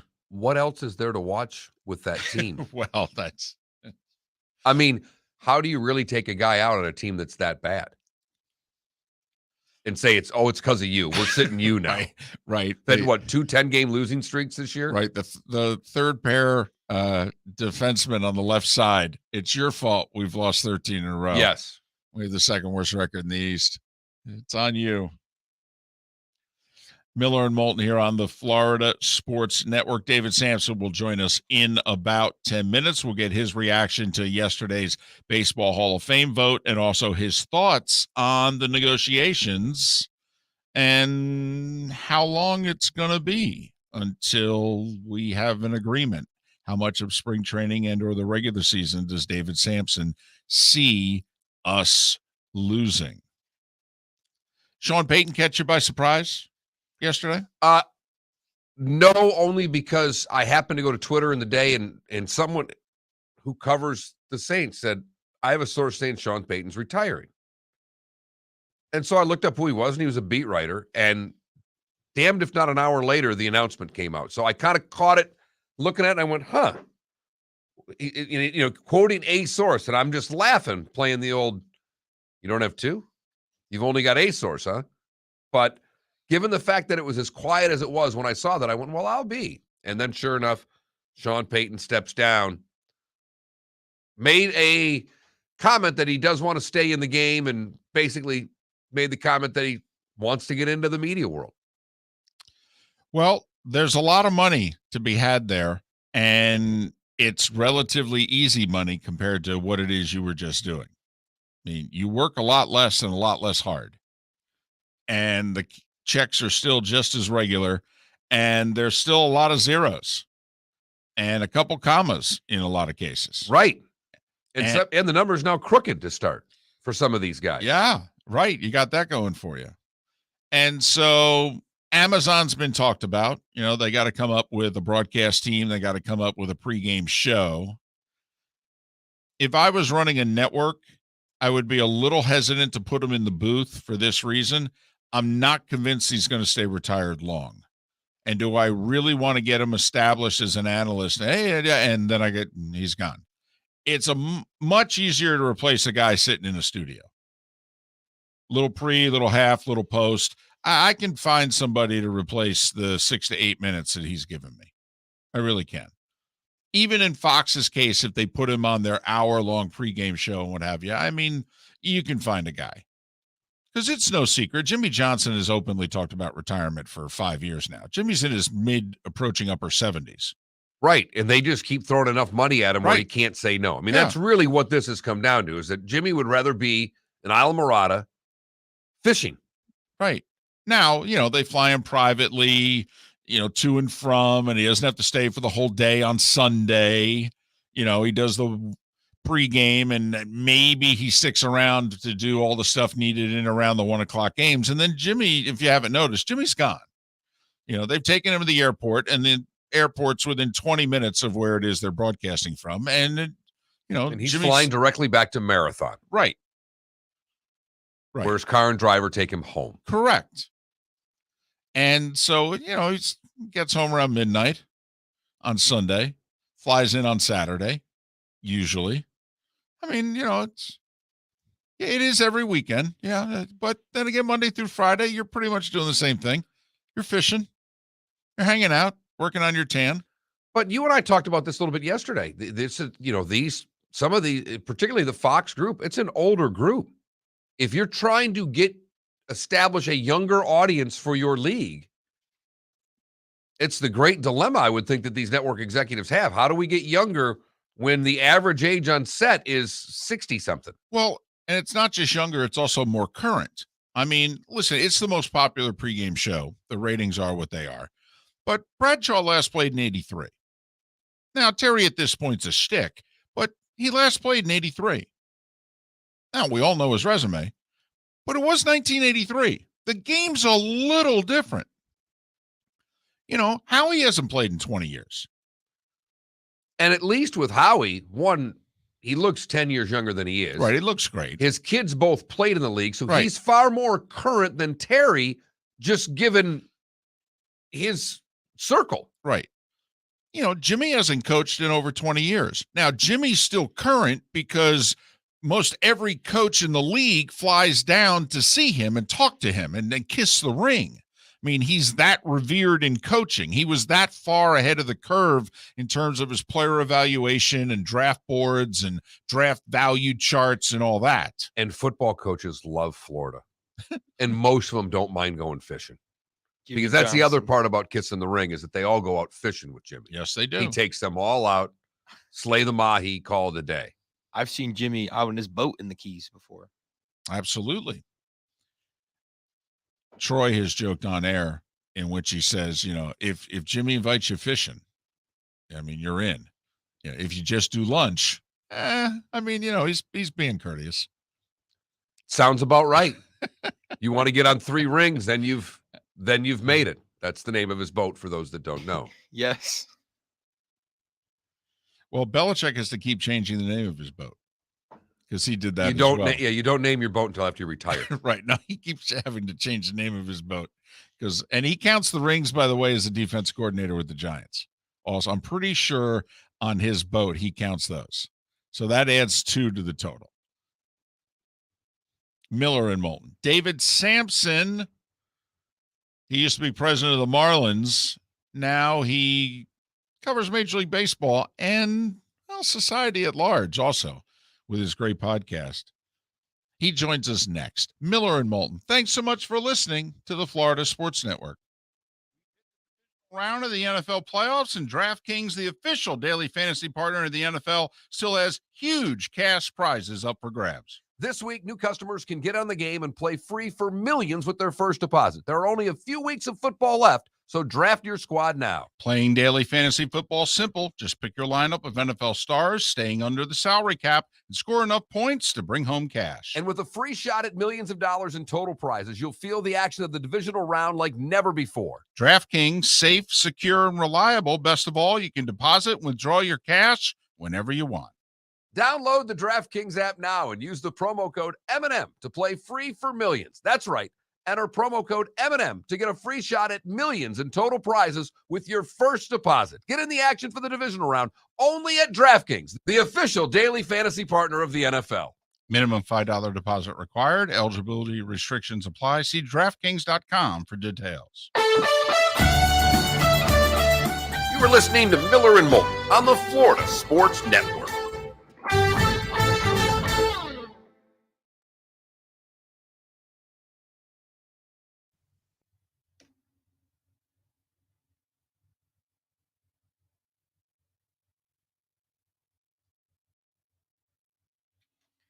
Y'all ready for David Samson?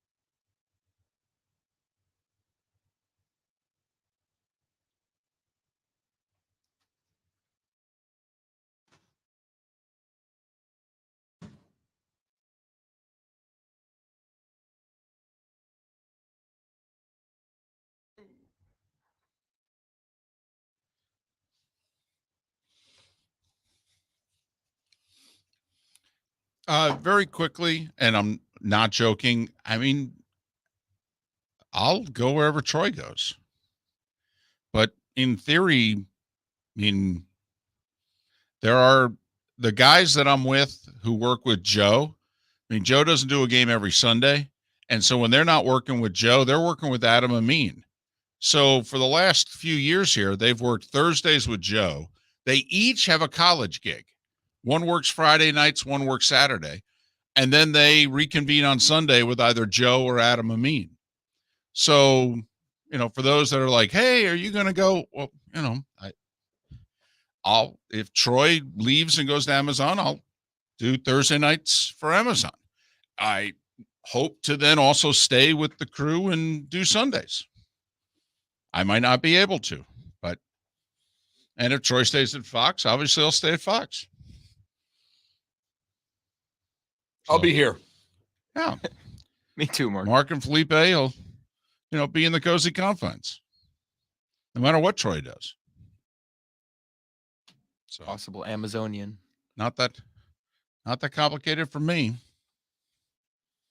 I will say, David, going back to a previous point you made before I call David, that's one thing the NBA does really well. Get younger people like Dwayne Wade, for example. Yeah. They get Draymond Green. Yeah.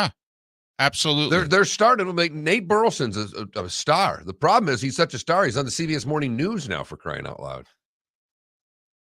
Every time Draymond Green joins the halftime show, I really like that. I think that he could actually be a great analyst one day.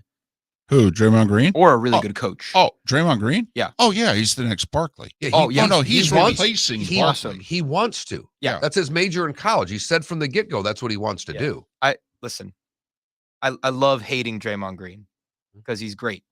He's awesome.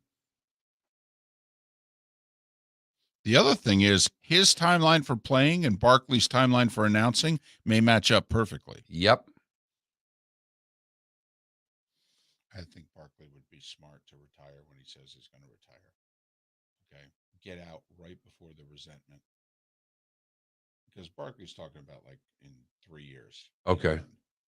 And I think it'd be really smart.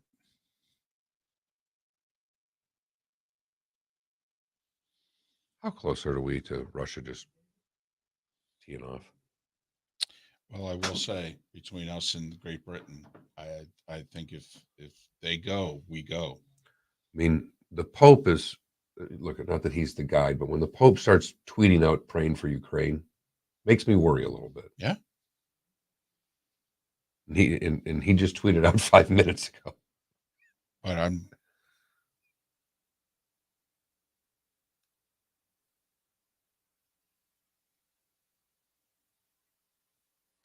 David's on hold. We're back in 30.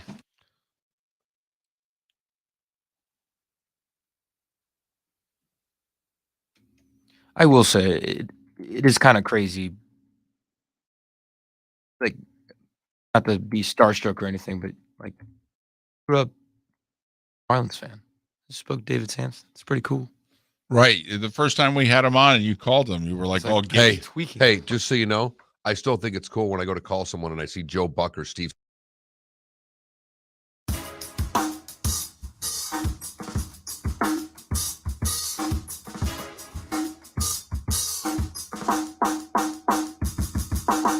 Welcome back to Miller and Moulton, only on the Florida Sports Network.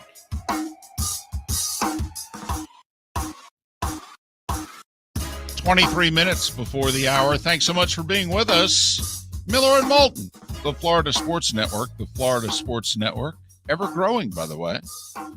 We're happy about that, and we're thrilled that you are listening and or watching us on our twitch.tv channel. Matt Cannata to talk about the Dolphins head coaching search and a few other teams as well.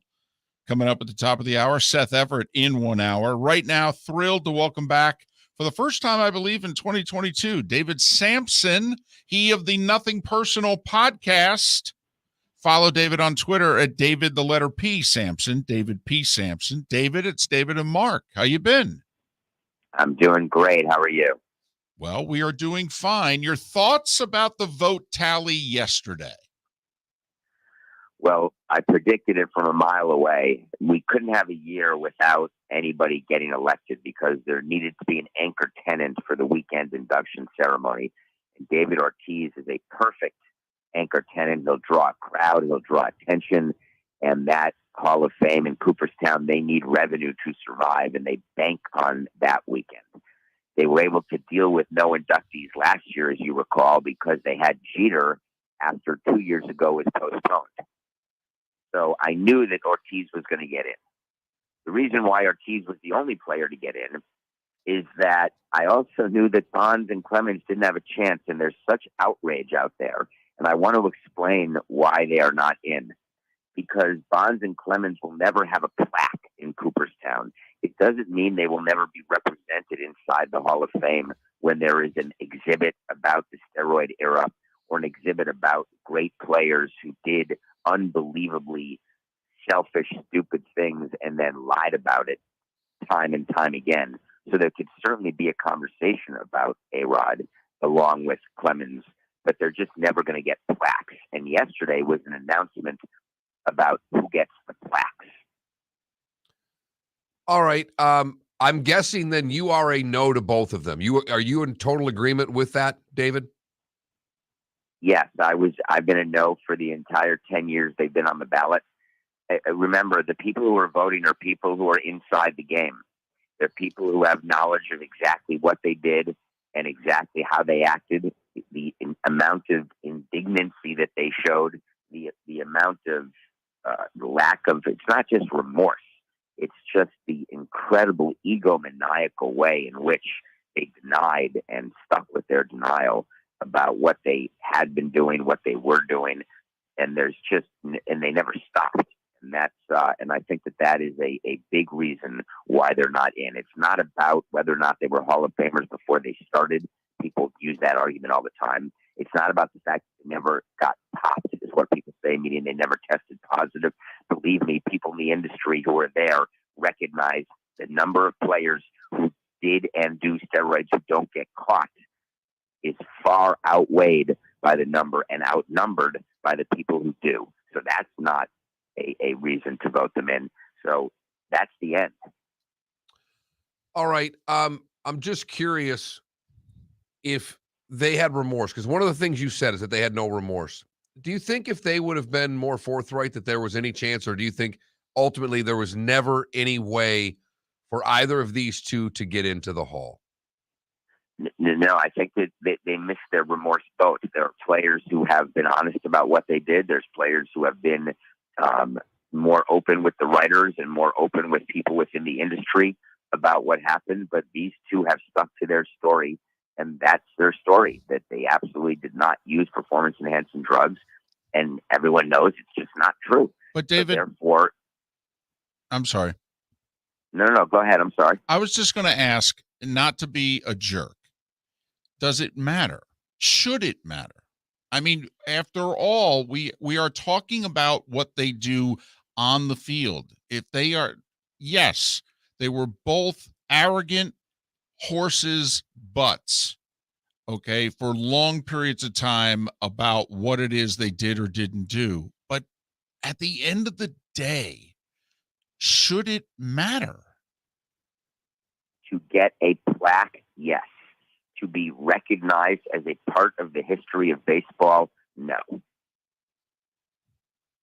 All right. And so you don't think, because we are actually of the belief that down the road, whether it's the next time that their committee gets to vote on their candidacy or what have you, we actually think that they will get voted in. You are convinced that it will now never happen.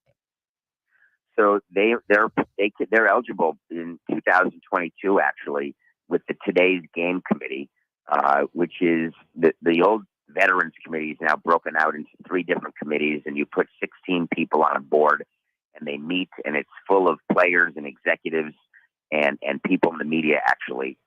And you'd be shocked at the level of politics that are involved when these committees meet. You'd be shocked at the level of politics in general for the Hall of Fame.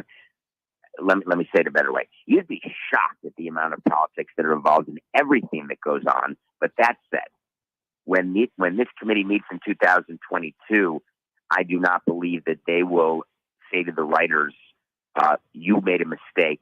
We are putting in Bonds and Clemens. You forgot about certain things. You did not take certain things into account. Those committees were put together to right wrongs, to right oversights that were made. It is very difficult to get in that Today's Game Committee, which are current players who are no longer on the ballot, because those are players who have been recently considered. And there's no way that in 1 year they're going to say, hey, all the writers got it wrong. We're putting Bonds and Clemens in the Hall of Fame. It's just not going to happen. David, when you were actively working in baseball, did the Hall of Fame ever come up for discussion? Like, was this something that was important to the owners, to the teams, to the sport as a whole? Because this is one of the things that does generate a lot of discussion and debate in the sports world. Is the Baseball Hall of Fame, sometimes far more so than the 162 game season as a whole. And I was just curious, is this something that was important to the sport of baseball when you were working in it? Yeah, on the inside for 18 years, we discussed the Hall of Fame on a consistent basis. If you take a look at who's on the board of the Hall of Fame, when you take a look at the amount of support that Major League Baseball gives to the Hall of Fame from an operational standpoint, while we always tell the public it's 2 separate and distinct entities, and Jane Forbes Clark always likes to say, MLB doesn't control anything we do, that's not exactly accurate. And what is much more accurate is there's a codependent relationship that exists between the entities. There's always been talk about buying the Hall of Fame, about the level of support that we give as teams and as the league to the Hall of Fame.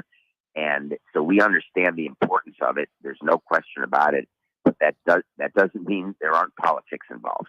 He's David Samson, former president of the Miami Marlins. He does a daily podcast called Nothing Personal with David Samson. You can follow him on Twitter at David P. Samson, David the letter P. Samson. And David, I'm not going to, try to get into the baseball part of this with you because you're going to outclass me every day of the week and twice on Sunday. But when it comes to the writers, and you said, I have a problem with the Writers Association. There are people that are voting on the Hall of Fame, David, that haven't covered the sport in a long time. I started looking up names. They're covering high school girls basketball. They're covering everything but baseball, and they don't do anything about their votes. People in the electronic media have no chance to get in this association. Vin Scully, for the love of God, didn't have a vote.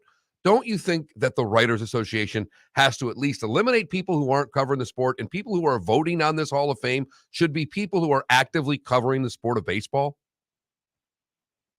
I love that question. So the answer is in the Academy. I think about the Academy Awards, which is something I love because I love movies. And to get an Academy Award in the live action short, you have to have seen all the live action short movies. But for Best Picture, anyone in the Academy can vote for Best Picture.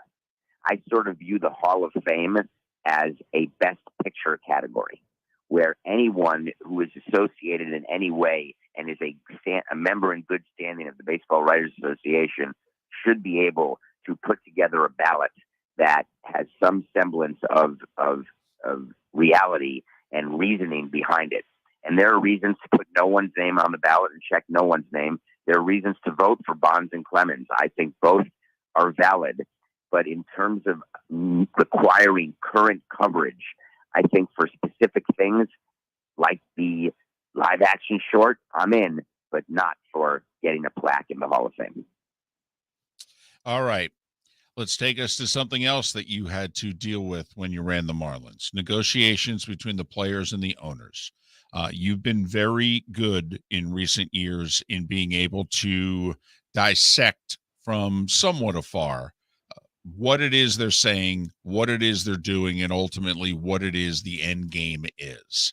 Your take on the last 2 days of the first serious head-to-head negotiations in years between the players and owners. Well, first I would say I just want to take issue with the way you described it. There are serious head-to-head negotiations and meetings that happen throughout the collective bargaining agreement, even when one's in place. There's always meetings going on between the two sides. And even during this lockout, while it wasn't reported that there were face-to-face meetings, and now the last 2 days there have been back-channel meetings and conversations and negotiations. So there is serious communication that always goes on. These last 2 days are a bit of they're sort of a fake out, right? I feel like I'm Charles Smith with the Knicks, and I'm going out not as strong as I should with the ball. Trying to get. Killing me! You're killing me. You're killing me. I just got the book Blood Garden Blood in the Garden that I'm about to start reading today. It's a new book about the 1990s Knicks, and I'm literally looking at it as I'm doing this interview. And I was just thinking about Charles Smith, and I'm sorry. Take it back. We can wipe it. Are we live right now? Got to remember, I'm 56 years old. I haven't won a title since I was 7. I have no recollection of it. That was our best team. Continue. It is, I'm 53, so I'm right there with you. Believe me, right there with you. So a quick detour that my people ask me all the time, wherever I am, anytime I give an interview, what's your favorite sports moment? Because I've won a World Series and I've done all sorts of cool things, run around the world. The number one sports moment of my life was the 94-90 New York Knicks victory in Game 7 against the Pacers that brought them to the NBA Finals for the first time in my career, in my life since 1973, where I said, oh my God, we're going to the finals. And that moment, sitting at the Garden, is my number one moment, more than celebrating in Wrigley Field winning the pennant or Yankee Stadium winning the World Series or crossing the finish line as an Ironman finisher in Hawaii. That moment with the Knicks as a fan was my number one moment. You wonder why we like having this guy on the show, because he's still a fan like one of us. When push comes to shove, he's still a fan, and that's the best part of it. David, a lot's been talked about back and forth with the owners. Here you're in Florida, we're in Florida. Spring training's a big deal. The likelihood of us seeing any sort of spring training this year. Oh, guaranteed.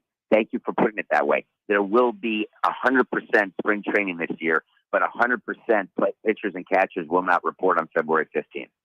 And that's okay. There's going to be a season. There could be a truncated spring training, but owners and presidents, GMs, don't need a 6-week spring training, but they really do need a 4-week spring training, even though they did 3 in 2020. That was the cause of a lot of the injuries, is what everyone felt. So I think getting that extra week matters, because if you recall, after the pandemic shutdown, they went back to spring training super quickly and started games almost immediately, and you had pitchers blowing out like they were cars on the FDR in New York. So you really don't want that to happen with your assets, with your pitchers. So I think that there will definitely be a bit of a longer spring training, and I don't think anybody should panic. All these back and forth that happened in the last 2 days, they're just little baby steps on the way to an agreement. And I've been tweeting a lot about where we are in the process, and we really are only in the middle, the beginning to the middle of the process. And we've got to get to the end of the end, and we are weeks and weeks away because the big issues have not been resolved, and both sides are staying strong to their positions, however irrational they may be, and they're going to stay to them with them until they can't any longer. And the time comes when you can't, not when you miss your first paycheck. The time comes when you realize that you're both missing paychecks and you are getting a less chance of success in your negotiation. And neither side feels that is happening right now. Well, David, and we're pressed for time, but based on what you believe the timeline will be, it sounds like they've got 3 to 4 weeks then to get this resolved. Take them 10 days or so to get everybody to Florida and Arizona, have a 4-week spring training, season starts on time. That means they kind of sort of have to be done with negotiations by around the 20th of February, right? Yeah, and that's a tough date to get to, but I would say that is exactly correct. The 10-day number is not exactly perfect because there has to be an off season, right? With free agency, a Rule 5 draft, there has to be arbitration, which in theory you could do during spring training, but you don't really want to do it completely during spring training. So I do think March 31st could be in jeopardy if there's no deal done here in the next 2 weeks, but we'll wait to see. But in any case, there will be a full season and there will be a full October and a full World Series champion. Don't worry. He's David Samson. The podcast, which is daily, is called Nothing Personal with David Samson. You can follow him on Twitter at David P. Samson. David, thanks so much. We really appreciate it. All the best to you and your family. Congratulations on your daughter's wedding. Oh, I appreciate it. Speak to you guys soon. Have a great day. Thank you. David Samson joining us once again here on Miller and Moulton. His daughter got married, I think, a couple weekends ago. Boy, you are. I follow him on Twitter. I do too, but I follow another 2,000 people on Twitter. So see, and I don't. I keep trying to pare my list down. About once every 4 or 5 months, I start unfollowing people. I do the same thing on Facebook. When it's someone's birthday, I make the choice of whether or not I want to continue to be friends with them. I'm following 151 people on Twitter. That's neat. Following 2,094. No, 845.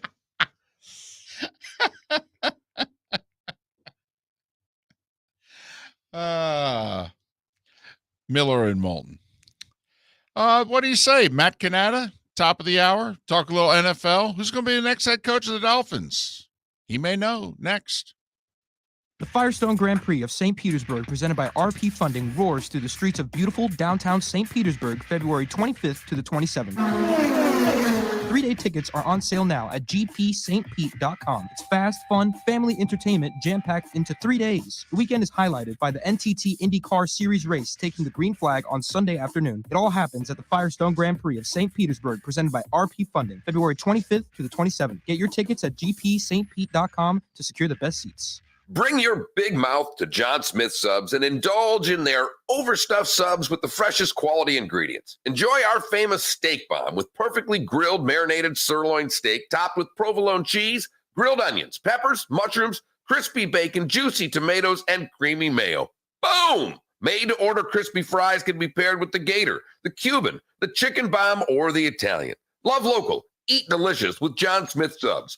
Find a John Smith Subs location near you today. We've hit the divisional round of the NFL playoffs, and DraftKings, the official daily fantasy partner of the NFL, still has huge cash prizes up for grabs. This week, new customers can get on the game and play free for millions with their first deposit. There are only a few weeks of football left, so draft your squad now. Playing daily fantasy football is simple. Just pick your lineup of NFL stars, staying under the salary cap, and score enough points to bring home cash. And with a free shot at millions of dollars in total prizes, you'll feel the action of the divisional round like never before. DraftKings, safe, secure, and reliable. Best of all, you can deposit and withdraw your cash whenever you want.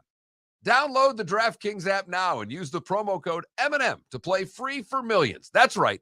Enter promo code M&M to get a free shot at millions in total prizes with your first deposit. Get in the action for the divisional round only at DraftKings, the official daily fantasy partner of the NFL. Minimum $5 deposit required. Eligibility restrictions apply. See DraftKings.com for details. You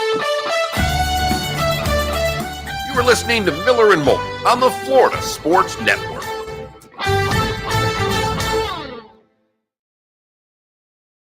I mean, this is absolutely unbelievable. Matt Cannata coming in, talking to our Twitch family, and I got Moulton over here not wanting more Twitch followers, betting against me.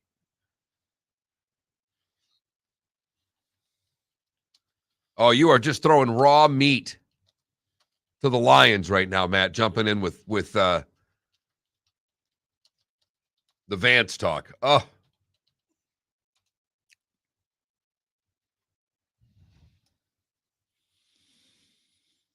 I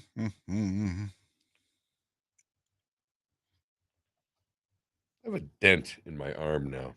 When I caught that wreath right there, it's got a little dip in my arm. It still hurts. It's been 3 weeks. I think I broke something. It looks, in comparison to the other one, it's swollen. This hand's still swollen. Well, also, no, you know what's also swollen? No. Oh, right here? No. Hold on. This is clearly more swollen than this part of your arm. Clearly, that's a noticeable. Well, that's a bone that's out. That's that's. How are you playing golf? Well,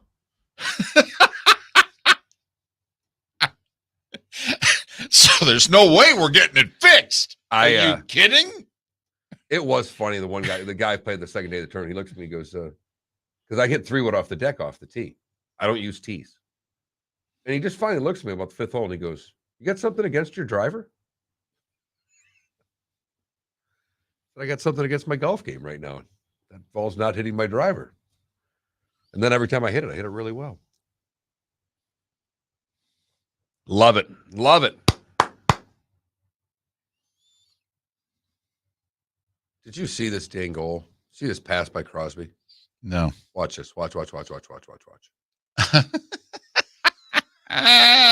That's Rust. $3.5 million a year. And I get to play with Sidney Crosby. Right. Got eyes in the back of his head. Yep.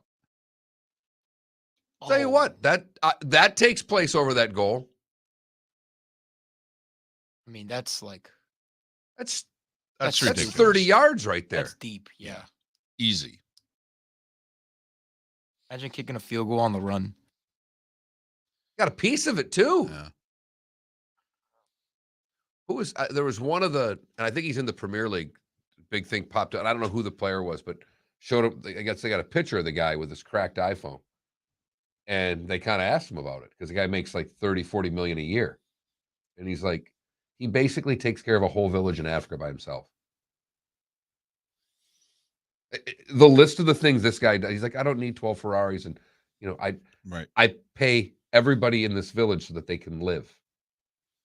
Oh, okay. Well, then there's you. Hey, Adam, that is not very nice. No, this was me being a Dumas and taking down this big wreath that literally fell down a ladder, weighs about 60 pounds, and landed right on this wrist. Matt's on hold, and we're back in 40.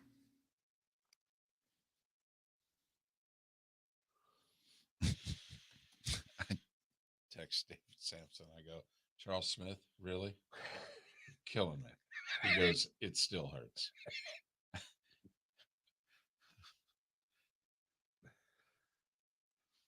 Two N's, one T, right? Correct. Pro Football News.com, right? Correct. All right. No, Pro Football Network. Pro Football Network.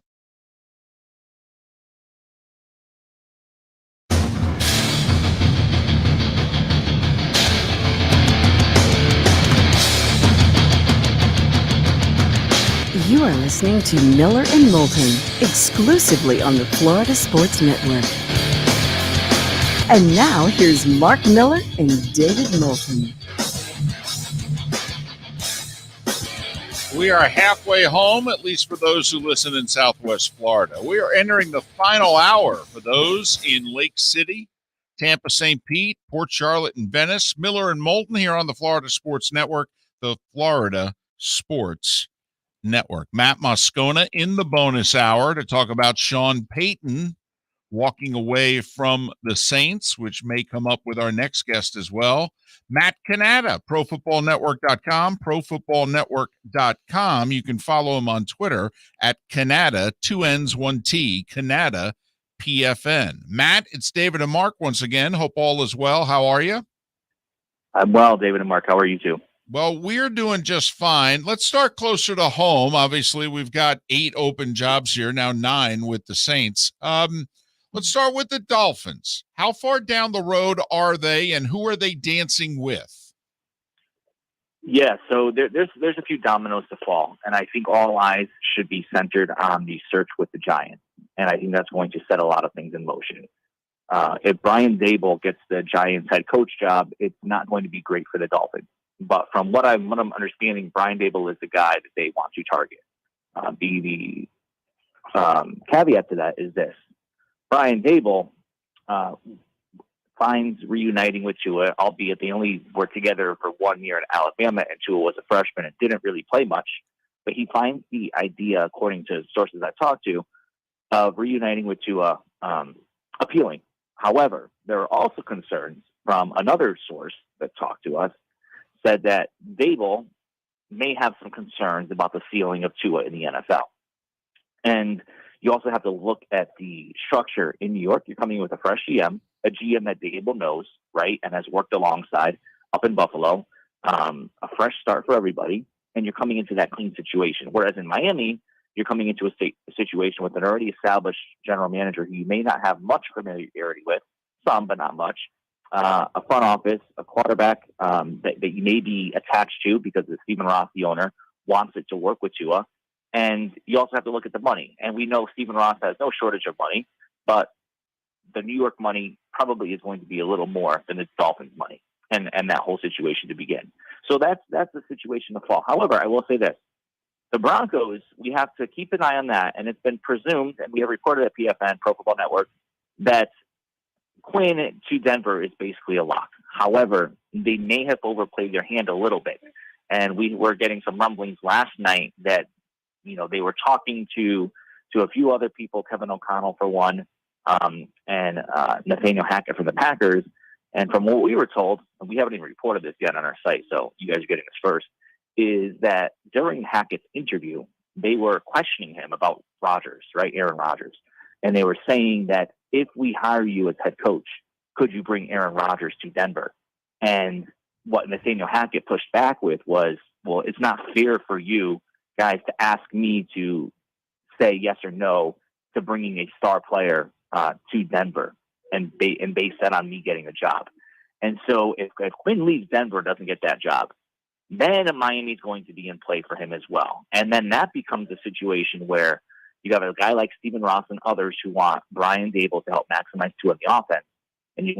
And then Chris Greer wants a defensive coach or not a defensive coach, but a former head coach like Dan Quinn and Vance Joseph, who he knows he can trust and collaborate with. So it's a little sticky right now, but let's keep an eye on the Giants. All right, just on the totality of it, Matt, because you brought up Quinn and established head coach. Why, in your estimation, are so many of the leading candidates appearing to be guys who have never coached before? Head coach for before. Miami or for in overall? general. It just seems like a lot of you got Quinn out there, but Peterson's not getting a lot of talk. Quinn's getting the most talk. Everybody else, Caldwell's already been dead and gone. It seems like it just. We kind of use a phrase on the show. Somebody needs to hire an adult. Like in Jacksonville, we feel they need to hire an adult. And it doesn't seem like the league wants to. Why? Yeah, and we reported last night on ProFootballNetwork.com that the Jaguars are going to be hiring Byron Leftwich, and that looks. He was meeting with them last night for a second interview, and that went late into the night. I don't know, because if I was an owner, and I wish I was because I'd have lots of money, I would pick a coach who's failed before, because I think you both know, and I think the listeners to the show know, that the only way to really truly learn is by failing, right? And to learn from your mistakes. And I think owners get caught up with the flashy name, with a name that's going to help sell tickets. But I think you're right. You have to go with an adult. You have to go with someone who on day one knows exactly what they're going to do and what's in store for them. And I think more teams need to be looking at people who have failed before so they can learn from it, which is why, even though the fan base does not like it, Vance Joseph is somewhat of an appealing option. Now, would I agree with that hire? No, but I'm going to say this, and it's going to get everyone mad. But remember, all the Dolphins fans, or most of the Dolphins fans, were upset that the Dolphins may have picked Justin Herbert over Tua. We all seen how that works out. He's Matt Cannata, ProFootballNetwork.com, ProFootballNetwork.com, joining us here on Miller and Moulton. Former Dolphins coach Brian Flores. It seems as if in New York that John Mara, who has messed up the Giants royally in the last 10 years, but now he's promised he's going to be more hands-off, yet at the same time he wants the GM that he just hired to really strongly consider Brian Flores, when it certainly seems as if he wants to really hire Brian Daboll. Isn't this, for Giants fans, going to be a strong indication as to whether or not John Mara is truly turning over the team to an outsider?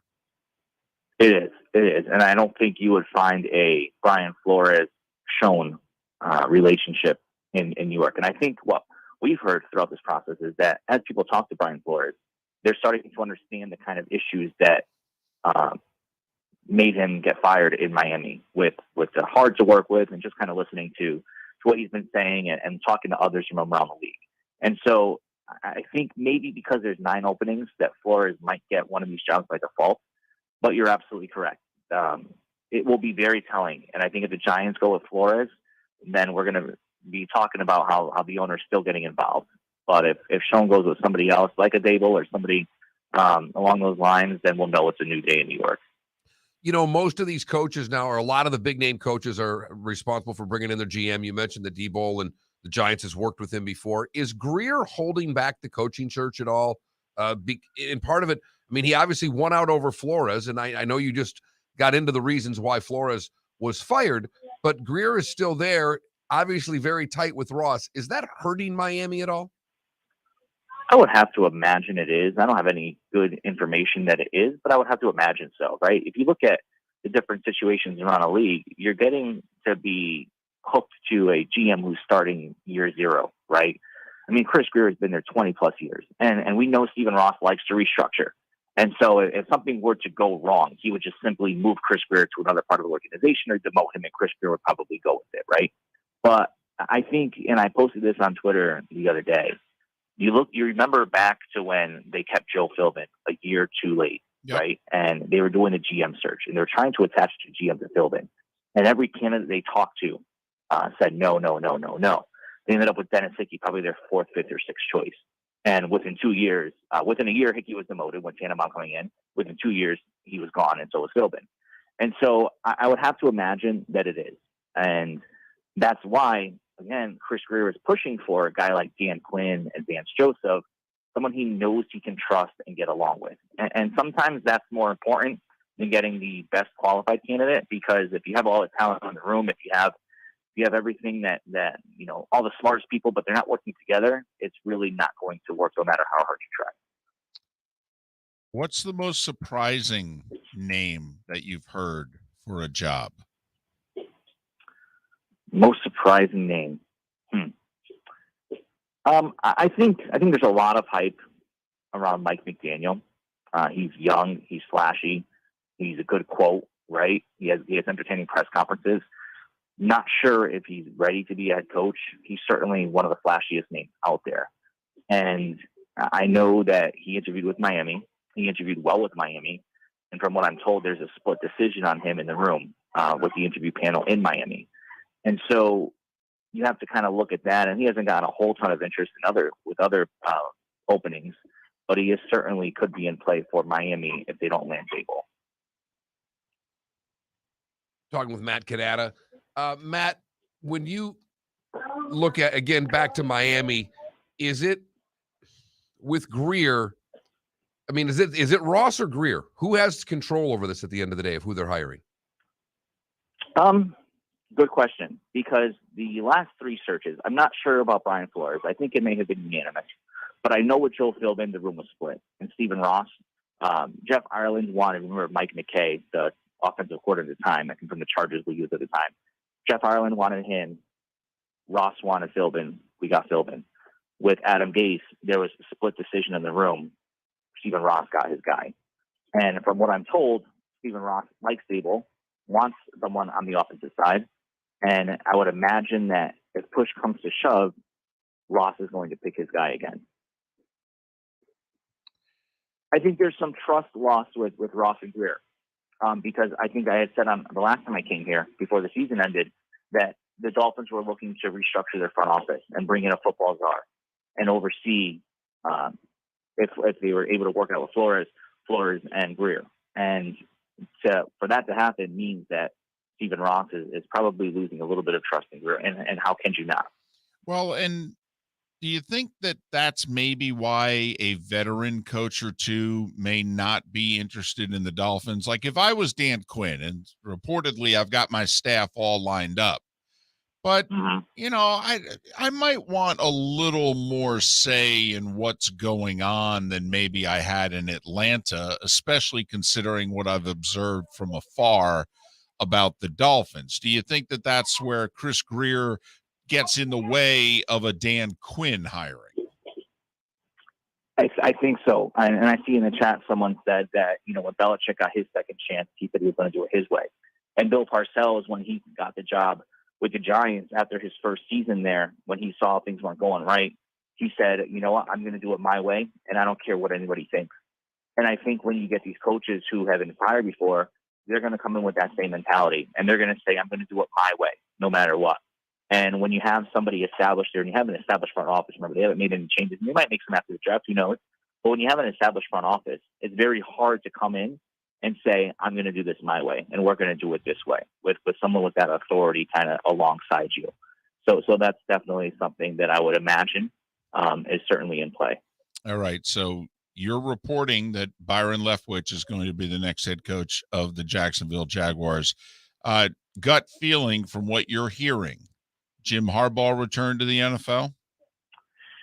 That's a tough one to crack. That is a tough one to crack. And I still believe in my heart of hearts that he is doing a leverage play to get more money at Michigan. You know, their president's leaving, or may have already been booted out. Their AD is up in the air. And this might be a way for Harbaugh to get that job security for the next few years. I do know he likes the NFL. He likes the idea of coming back to the NFL. Could be the Raiders, although there may be something brewing there that I can't yet report because we're not totally confirmed on it, and it's not Harbaugh. But I also wonder, the conspiracy theorist in me wonders if Ross said what he said about Harbaugh because recruiting's happening, and I think there's an important date. I don't know about college much, but February 2nd, I think is right. Signing day or something like that. And it could have been something where he didn't want to impact that for Michigan, right? And that's something to keep an eye on because it doesn't make sense. We know Ross wanted Jim Harbaugh back when Tony Sparano was head coach.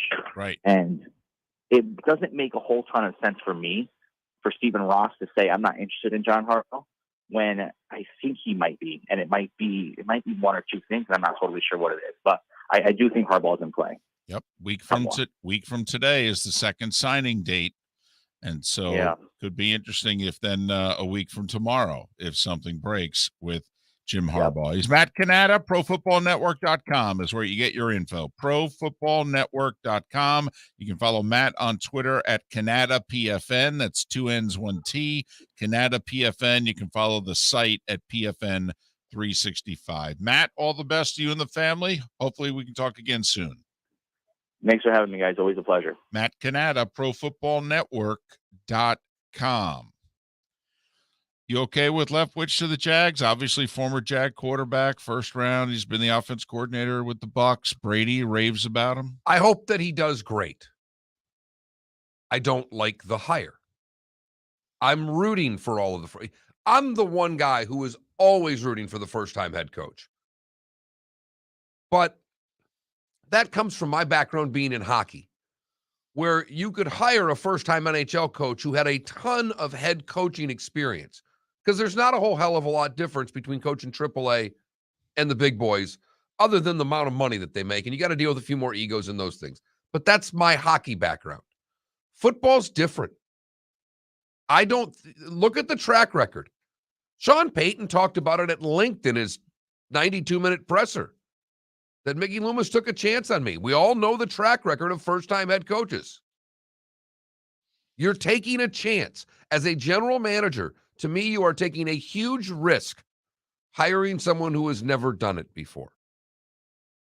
Miller and Moulton. Seth Everett in about 20 minutes' time here on the Florida Sports Network. We've hit the divisional round of the NFL playoffs, and DraftKings, the official daily fantasy partner of the NFL, still has huge cash prizes up for grabs. This week, new customers can get on the game and play free for millions with their first deposit. There are only a few weeks of football left, so draft your squad now. Playing daily fantasy football is simple. Just pick your lineup of NFL stars, staying under the salary cap, and score enough points to bring home cash. And with a free shot at millions of dollars in total prizes, you'll feel the action of the divisional round like never before. DraftKings, safe, secure, and reliable. Best of all, you can deposit and withdraw your cash whenever you want. Download the DraftKings app now and use the promo code M&M to play free for millions. That's right. Enter promo code M&M to get a free shot at millions in total prizes with your first deposit. Get in the action for the divisional round only at DraftKings, the official daily fantasy partner of the NFL. Minimum $5 deposit required. Eligibility restrictions apply. See DraftKings.com for details. You were listening to Miller and Moulton on the Florida Sports Network. They're both getting it done on the trail. And Pittman had that reputation. Yes. A&M's still number one, even though they lost that kid.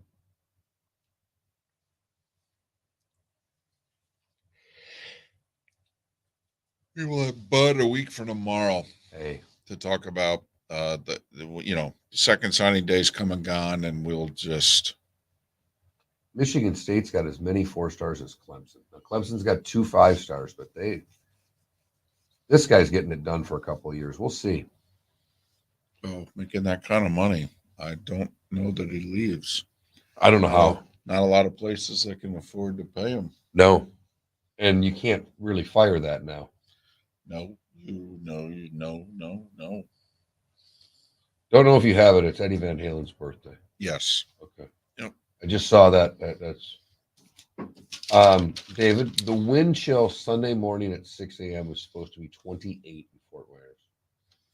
The actual temperature is going to be 37. It's going to be 32 degrees in Punta Gorda. 30 in Lake LaBelle, and I can't read what this city is. The 32 in LaBelle, and whatever the one north of LaBelle is, it just doesn't come out in the picture very well. Oh, Palmdale. Arcadia is going to be 30.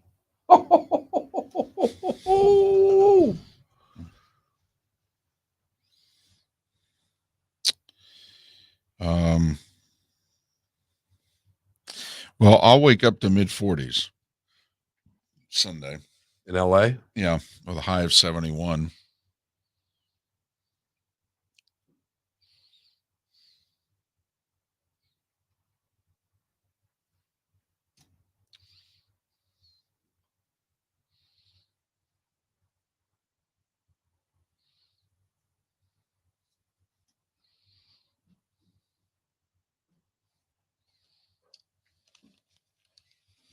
All right, short segment here. Yep. What do you got? Looking. Whole question. Yeah, Go we back got to that. We haven't anybody follow. You know, 2 people followed me on Twitter. They thought that Twitter was Twitch, but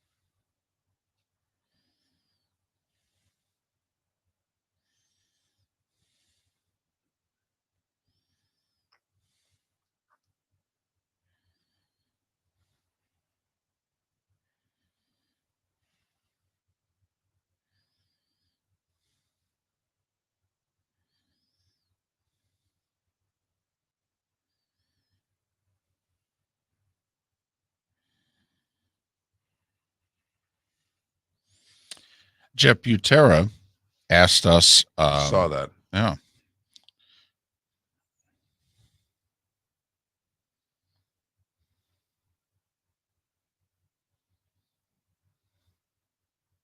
I think it's twofold. I think people have changed. I told him, I said, I think we're the hypocrisy of singling out a few from an entire era. I think people have come to that conclusion. And I also think we're more tolerant of things, gambling, pot, PEDs, than we used to be. 30 seconds.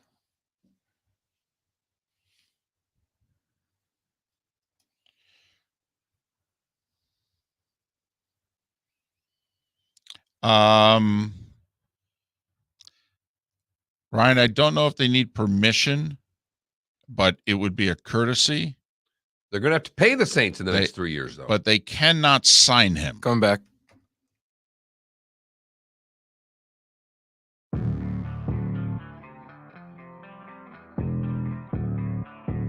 Thanks for listening. And now, more of Miller and Moulton on the Florida Sports Network. 23 minutes after the hour. Miller and Moulton, the Florida Sports Network, the Florida Sports Network. Seth Everett, his weekly appearance in about a dozen minutes. Matt Cannata in a little less than an hour. We'll get the thoughts from Louisiana about Sean Payton walking away from the Saints. Still has 3 years left on a deal. So if he decides a year or two down the road that he wants to come back to coaching, somebody's going to have to orchestrate a trade with the Saints. And the price will not be cheap. No, it will not. Multiple draft picks. Mm-hmm. One of them is going to be a first rounder. Absolutely. I wonder if by year 3, if he wants to come back, what the price would be. If it's just the last year of the 3. If I'm the Saints, still pretty high. Might only be one pick. Right. But I think it'd be a 1. I agree with it. I agree with that. Our poll question deals with yesterday's Baseball Hall of Fame vote. And would you vote for Bonds and Clemens? We give you 4 choices. Yes on Bonds, yes on Clemens, yes on both, no on both. I think yes on both is winning. Oh, it nearly has him in the Hall winning. And we have few people, at least on Twitter, who are like, could somebody help me out here over the last 10 years? When they were first eligible for the vote, wasn't everybody indignant, like Jane, you ignorant slut, indignant on Saturday Night Live? And now everybody's like, it's ridiculous that they're not in the Hall of Fame. What's changed? What do you think's changed, Mark? People. I think the people who cover the sport, a lot of the older curmudgeons are no longer covering it. I think but I do think more than anything, I just think we're more tolerant of these things now. I think we look at that and go, this is what we're really keeping someone out of we're really going to have a museum. And now the museum will not have the hit king, the home run king, or the person who has the most Cy Young awards. In the museum about the sport, it doesn't make any sense. I'll tell you, Jim, I'm doing the best I can. I'm giving her all she got. I'm glad you caught that because I felt it after I did it. I just let it breathe for a second. Goes, he going to hit me over the head with this? Because he could. I'm doing the best I can. And I'll give you this, that we're more tolerant of some taboo things from a generation ago. Gambling, obviously. Right. You know, you and I, it was 2010, I remember, was when we really started banging the table on this show about gambling. We came up, we're going to run for Congress. We're a joint team. This is our ticket. And the stuff that we were campaigning on then, we were these liberal yahoos, right? Never vote for you. You might as well grow your hair long and what have you. Right, because our platform was legalizing gambling and pot. And regulating and taxing the hell out of both. Right. We had great schools, great roads. That was our high salaries, the whole deal. It just, everything's going to be taken care of. And David and I have been doing this together for 15 years. I mean, this is right. This is going back a long way. And at ridiculed. The time, we were only in Southwest Florida, which is a very conservative market, and people were just chastising the heck out of us. And we're like, I don't know what to tell you. It's one of the few things we agree on. And now, 12 years later, look at what has happened nationally. Now, maybe not in certain communities that we live in and communities that are listening now, but look at what has happened nationally in those 12 years on just those two issues. And I think, if that stuff was taboo a generation or almost a generation ago, I think it's the same with those associated with PED, where 10, 12, 15 years ago, they might as well have been walking around the street, branded with a letter on them, a scarlet letter, if you will. And now the indignation is almost the other way, and in which it's like, hold on a second. We're going to brand these handful of guys for an entire era. And the hypocrisy from the owners, the media, and everybody involved with the sport is laughable. And like I said, when we had David Samson on, I disagree with him. He knows far more about the sport, so I'm not going to get into an argument with him.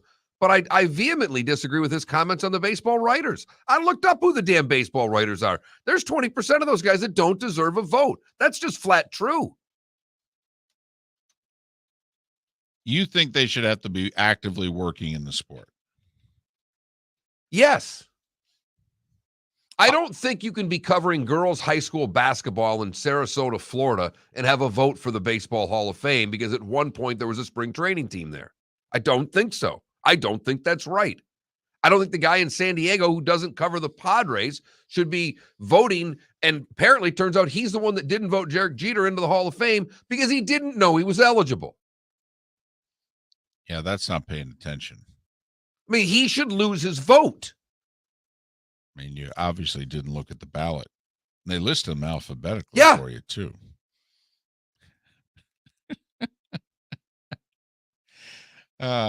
So there you have it. That's our poll question. At that Mark Miller, at the David Moulton. Feel free to vote. Very quickly, before we go to Seth, how well do you think Vance Joseph would go over as head coach of the Dolphins? Like bad gas in church, David. Which, of course, begs the question, is there good gas in church? The kind that doesn't have an odor to it. Okay, fair enough. It would have to depend on who the offensive coordinator is. I mean it. Vance Joseph, not that he has to on the first minute he's introduced wherever he goes, but if it's to a team like the Dolphins that has a young quarterback, in which the biggest issue surrounding the franchise is what is it we can get out of this guy now? He's got to have an offense coordinator, and I don't know who that person is that the fan base would be like, well, at least he brought in, for example, Joe Brady. Right. Who up until the moment he got fired in Carolina was the hotshot young offensive assistant in football. Not just Saturdays, but Sundays. I mean, there are a couple teams out there in which, I mean, listen, what Joe Brady did for the 2019 LSU team, I mean, I think they're just going to promote Dennis Allen from defensive coordinator, who's been a head coach before, and make him the head coach. But, I mean, if they interviewed Joe Brady, I think a good chunk of the fan base would be like, yeah. Well, I also think that if they brought him in as their OC and promoted this guy, the fan base would be like, all right, we're just going to keep on keeping on around here. Right. We've seen what he can do. Miller and Moulton. Seth Everett. Next on the Florida Sports Network. Hey, it's Mark Miller for the Training Grove by Orange Whip Golf, where golfers go to get better. Improve your golf game from home with Orange Whip Golf and Fitness online swing training program, The Training Grove. With a growing swing training video library and a daily program prescribed by golf fitness professionals, The Grove provides a clear path to unlock your most powerful swing, giving you control of your game like never before. Join thousands like me who have finally found a way to achieve results in half the time of traditional game improvement methods with The Grove's revolutionary blend of golf fitness, instruction, and award-winning Orange Whip products. Go to orangewhipgolf.com to get started for a free 14-day risk-free trial. And use code Miller10 to get $20 off your first month. That's orangewhipgolf.com to get started for a free 14-day risk-free trial. Remember to use code Miller10. That will get you $20 off your first month. The Training Grove by Orange Whip Golf, where golfers go to get better. You are listening to Miller and Moulton on the Florida Sports Network.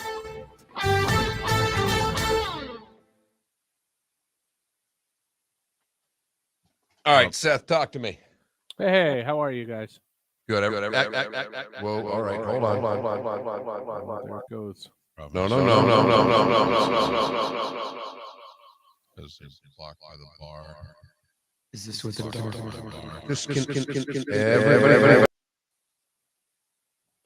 Oh, I'm hosting the show now. Gotta turn that off. All right. I can host the show now?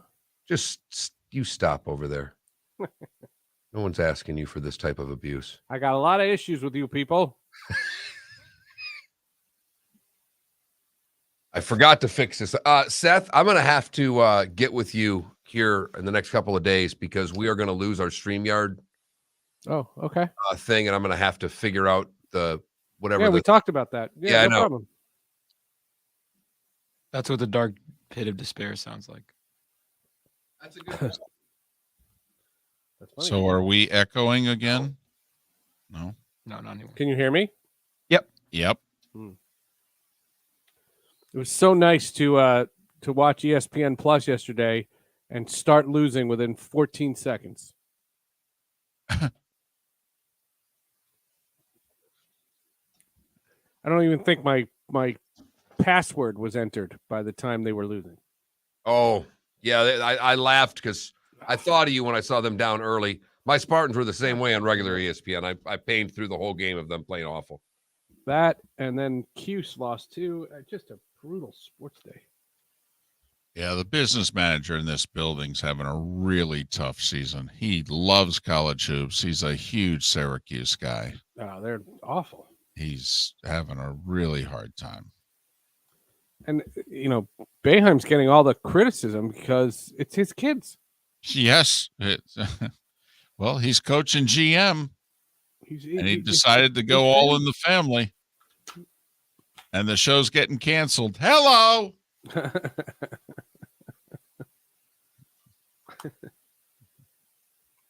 Did you guys see Seton Hall played St. John's in a gym with 1,000 people? Yeah, and got blown out. I know, and that's the other funny thing. But I was gonna go, but it was a 9:00 tip, and I had Alabama in the morning, and I couldn't. I was like, no. But I wanted to go, and it was funny. They were panning around, and I saw all my students. I love the fact that it was Dave Sims and Bill Raff redoing the game. Dave Sims said he wants to come on Sports with Friends. He's embargoed from talking baseball. I said, well, I'm not having you on if I can't talk baseball. But I asked him for Raftery. Good luck. Good luck. Yeah, you don't think he'll do it? Well, I had Vern Lundquist call Raftery personally twice on our behalf, and Raftery didn't even respond. Really? Yes. Well, they're doing the game again tonight at the Rock, so I'm gonna broach it. I might even run over there. It was crushing to me.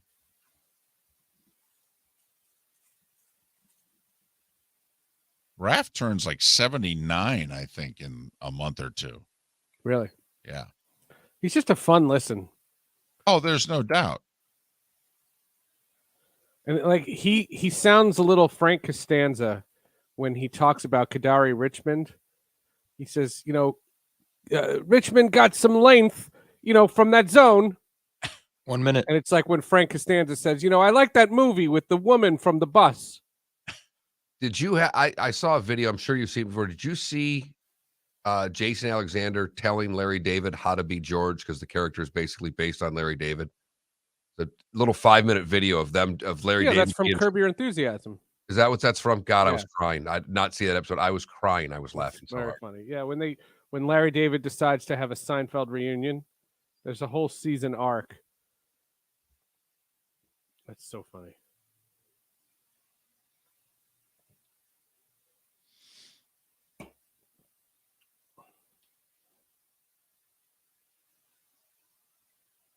$15 seconds.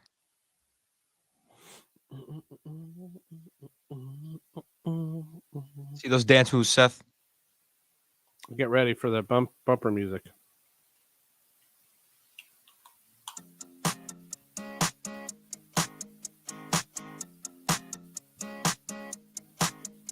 You're listening to Miller and Moulton, exclusively on the Florida Sports Network.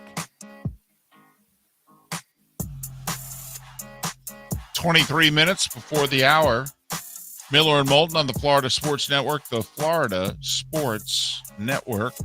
Bonus hour coming up after the top of the hour. Matt Moscona, ESPN, Baton Rouge, and New Orleans to talk about Sean Payton leaving and the impact on the Saints going forward. Seth Everett, our friend, is kind enough to join us. He of the three great podcasts, Sports with Friends, Hall of Justice, and Tech Stream. Follow Seth on Twitter at Seth_Everett. Top of the morning to you, sir. How are you? Good morning. Thanks for having me. It's our pleasure. You have any thoughts about yesterday's Hall of Fame vote? Oh, the Hall of Fame vote, because I got plenty of thoughts about the Devils' bad special teams and defense. Yeah, but That's Seth, why you wanted to have me no on, one right? cares, not even in New Jersey. The voting process continues to be a sham. I've said so for a long time. It's not to say that baseball writers don't know what they're doing. The Baseball Writers Association criteria to get in is antiquated. Broadcasters cannot get a vote, and even broadcasters that are in the Hall of Fame. This is not a self-serving thing. I sleep very well at night not having a Hall of Fame vote. But Bob Costas, Carl Ravitch, Vince Scully do not have Hall of Fame votes. They know more about baseball, or at least as much as anybody in that writer's room. That being said, I think the hypocrisy is David Ortiz was a guy who not only had dealings with organized crime during his playing career, but was leaked to have been testing positive on a test that was supposed to be anonymous. The only difference between him and Barry Bonds was testifying that he didn't knowingly take steroids when it was in grand jury testimony that was supposed to be sealed. That grand jury testimony got leaked. The only difference between David Ortiz and Barry Bonds is where they got the drugs from. That's the criteria that you base it for the Hall of Fame. That's a sham. I'm not saying that David Ortiz is a Hall of Famer. What I'm saying is, if David Ortiz is a Hall of Famer and Mike Stinkin' Piazza is a Hall of Famer, then Barry Bonds, Roger Clemens are Hall of Famers. And so is Alex Rodriguez, for that matter. It is an absolute sham of a vote. And for such a great museum, you asked me my thoughts. My number one thought was I thought Josh Rowich did a wonderful job. He's a dear friend of mine, and he's the new president of the Hall of Fame.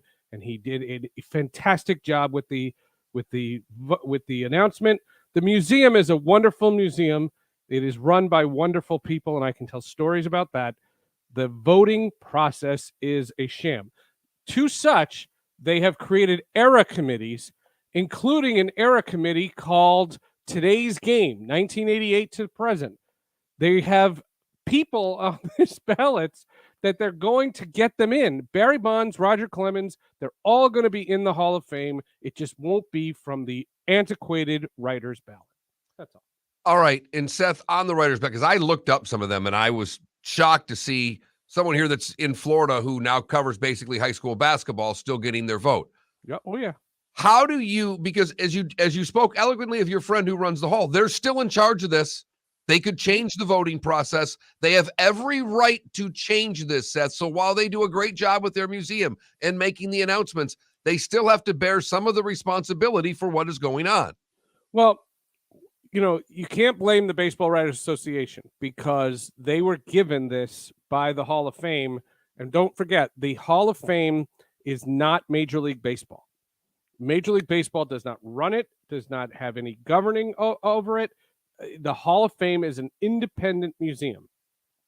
Now, hold on, though. But you do have to acknowledge, while that is true, if Major League Baseball picked up the phone and wanted something said or done, the Hall would do it. They wouldn't do it because the baseball writers don't want to lose their votes. Yes, they would. If the commissioner of baseball picked up the phone, called the Baseball Hall of Fame 30 years ago and said, change the rules so that those that are on the ineligible list cannot be voted on. And the Baseball Hall of Fame went, done. So it happened before. Well, but in 1918 or 1919 or whatever year it was, the Major League Baseball asked the Hall of Fame. It said, if you are currently suspended from baseball, you cannot be eligible for the Hall of Fame. And the baseball writers agreed to that. This is about the Hall of Fame has to just change its voting process. I mean that's the only thing that has to happen. But I'm not asking Rob Manfred to do it. Rob Manfred knows, and he listened to a podcast I did, that David Ortiz in 2006 at the Home Run Derby had a known drug smuggler come on the field during Ortiz's Home Run Derby participation. And when the FBI said, "Wait a minute, why are you letting this guy on your field?" He said, "If Munga, it was the guy's name, and he says, if Munga isn't with me, I'm not hitting." And then my boss, Bud Selig, said, "Well, we need Ortiz in the Home Run Derby, so let's have him be there." When FBI agents raided David Ortiz's house to arrest Munga, Theo Epstein called up Bud and said, "What are you doing? I'm trying to sign the guy." They have coddled David Ortiz for years. And the two podcasts that I did with Eddie Dominguez, one was for his book, Baseball Cop, and the other one was when David Ortiz was shot. Tells you everything you need to know about the quality of David Ortiz. And all I'm saying is, if he's in the Hall of Fame, then how are Barry Bonds and Roger Clemens not in the Hall of Fame? We've painted a totally different portrayal in the media of David Ortiz. Seth, you know the answer to this. Big Pop. Not on Sports with Friends. Well, but also, Seth, the current commissioner of baseball, which I don't recall any current commissioner of baseball ever doing this in my lifetime, publicly debunked rumors about Ortiz and failed drug tests. And he said publicly, Rob Manfred, recently, that David Ortiz has never been associated with PEDs as far as Major League Baseball is concerned. Right, because the anonymous test, he has to honor the anonymous test. That was an agreement with the union. In 2003, they decided in spring training to have an anonymous test. If a certain percentage of the players were found to have used steroids, they weren't going to be prosecuted in any way, but then they were going to implement new testing programs and a new ban on steroids. And this was agreed upon. This was after the congressional hearing, and I was there. I was in the room when this came up. David Ortiz's name was there. David Ortiz's name was linked to steroids multiple times, and it was never proven. Right, but Rob Manfred came out recently and actually began to debunk the quality of the test. And Barry Bonds was tried in a court and was acquitted. Right. Again, how is David Ortiz in the Hall of Fame and Barry Bonds isn't? How about this?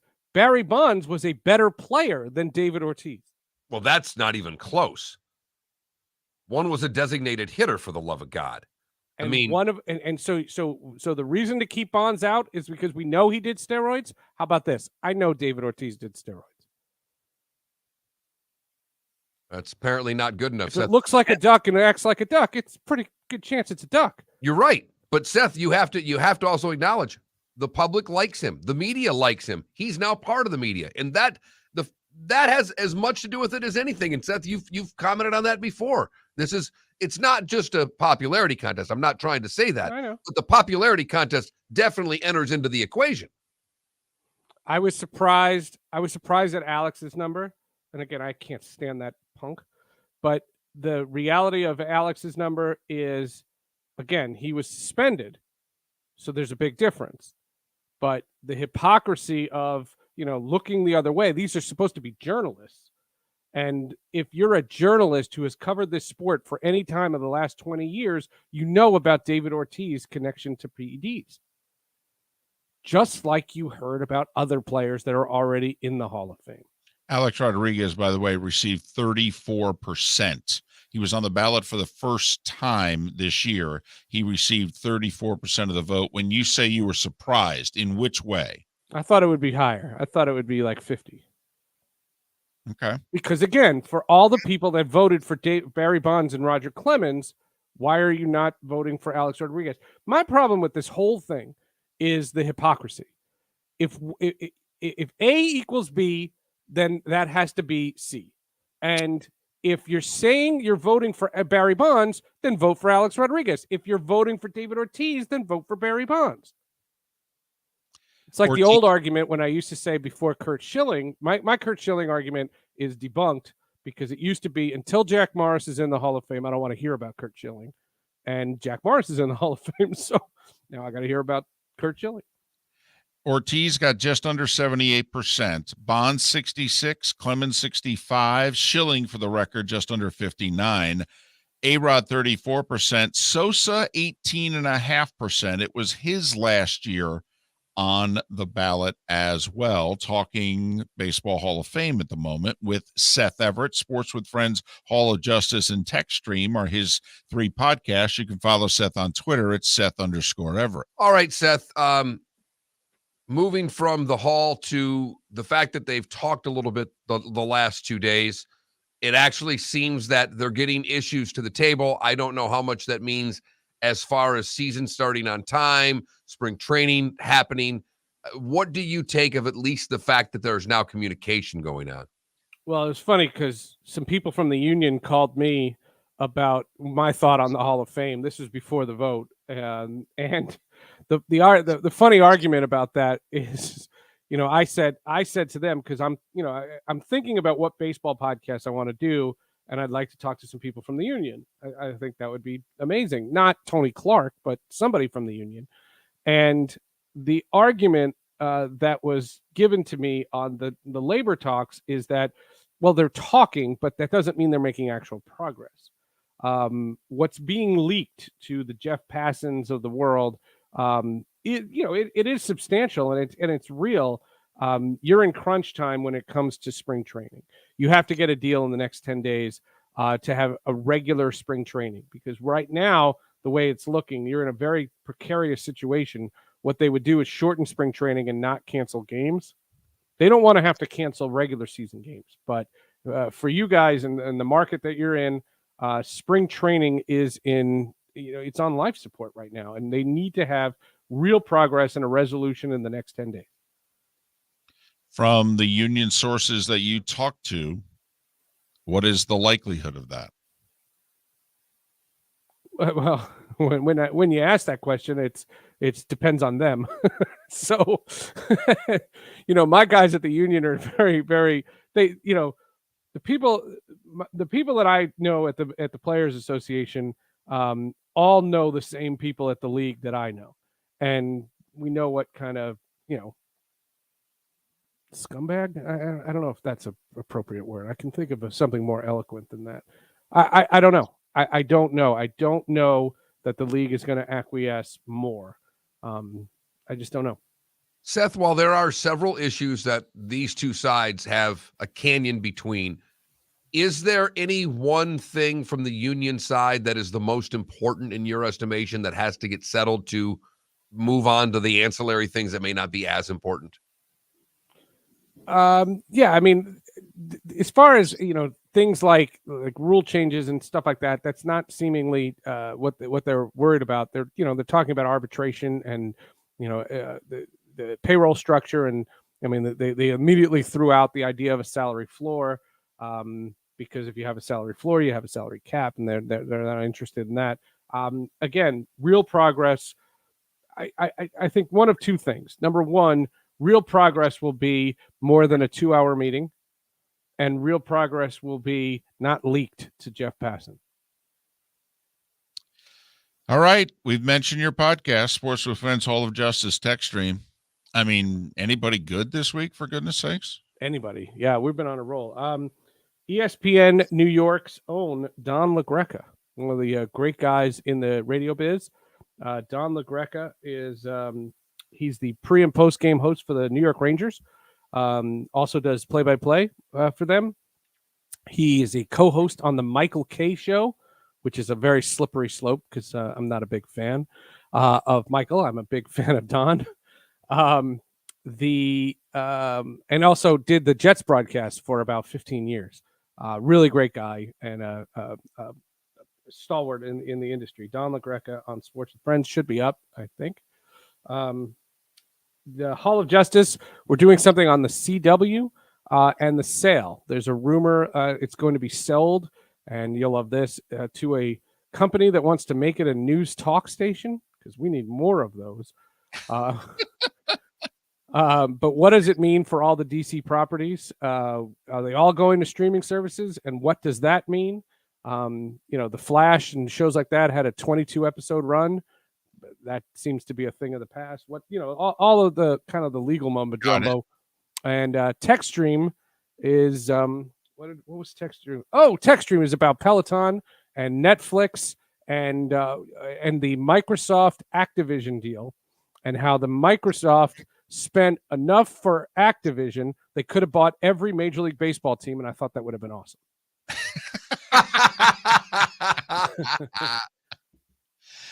He's Seth Everett, Sports with Friends, Hall of Justice text stream. Follow him on Twitter at Seth_Everett. Seth, all the best. Shalom, guys. Thanks for holding back.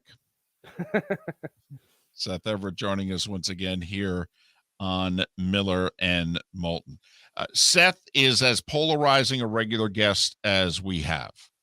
And I just got a text from somebody who disagrees with Seth at least 97% of the time, and is so infuriated by Seth, he would gladly tell him to his face how much he does not like his point I want of to view. bring Seth down so we could have all the Seth haters come and hang out with him for a night, because we turn them all on a dime. And he texted me to say, I agree with every single thing he has just said.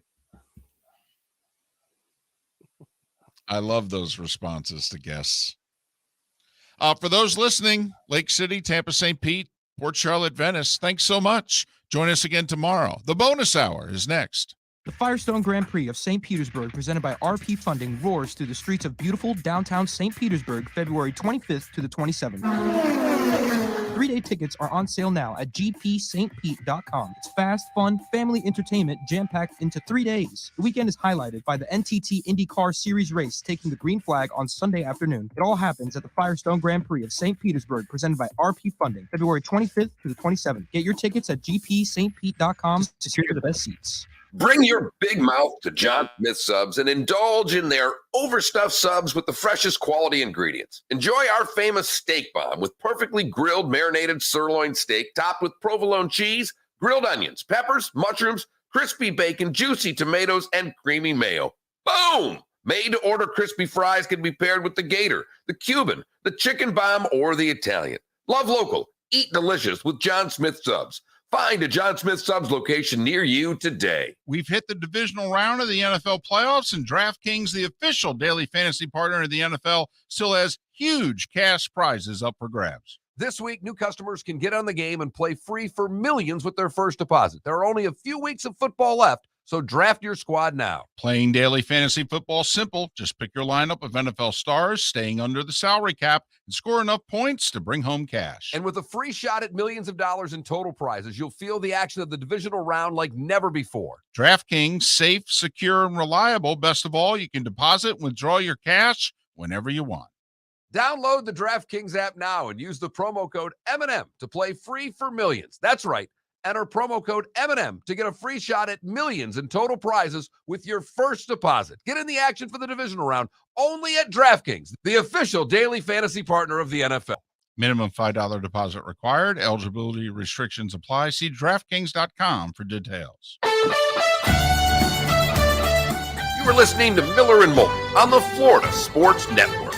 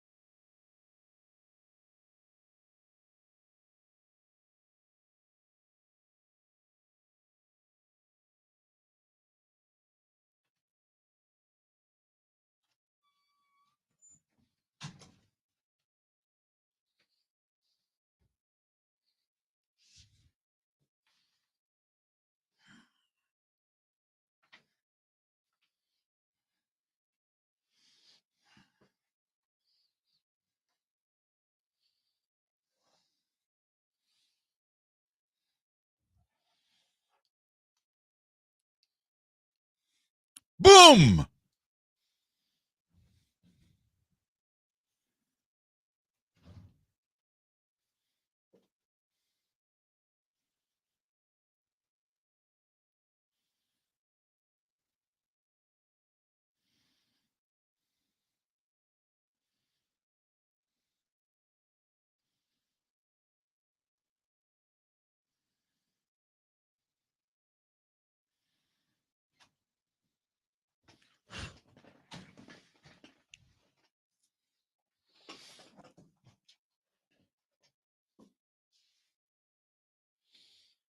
I didn't realize this. David Samson moved back to New York. We did. Yeah. Going back and forth about the Knicks. And I said, well, it had to be torture. Also, you've been in Miami during the whole Heat run and what have you. And he said, yeah, the 18 years were hard. He goes, we just moved back to New York, which I find interesting. Usually it's the other way around, Mark.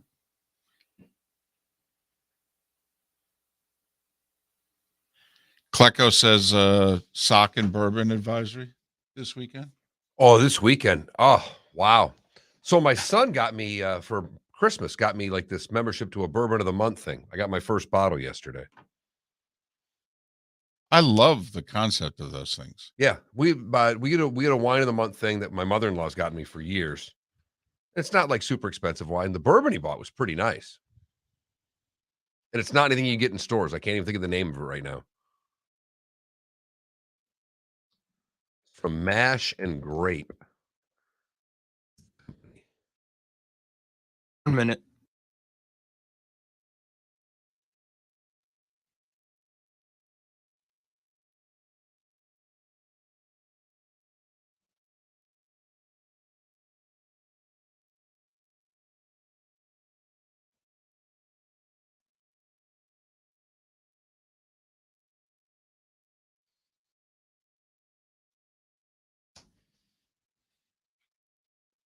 Kobe Bryant died 2 years ago today. Yeah. Almost threw up a shrimp po' boy sandwich when I found out. I will say it's not often that I am absolutely shocked about things anymore. That one completely stopped me in my tracks. Unreal. 10 seconds. John called. I was home alone. Answered the phone. He goes, I think Kobe Bryant just died. I was like, what?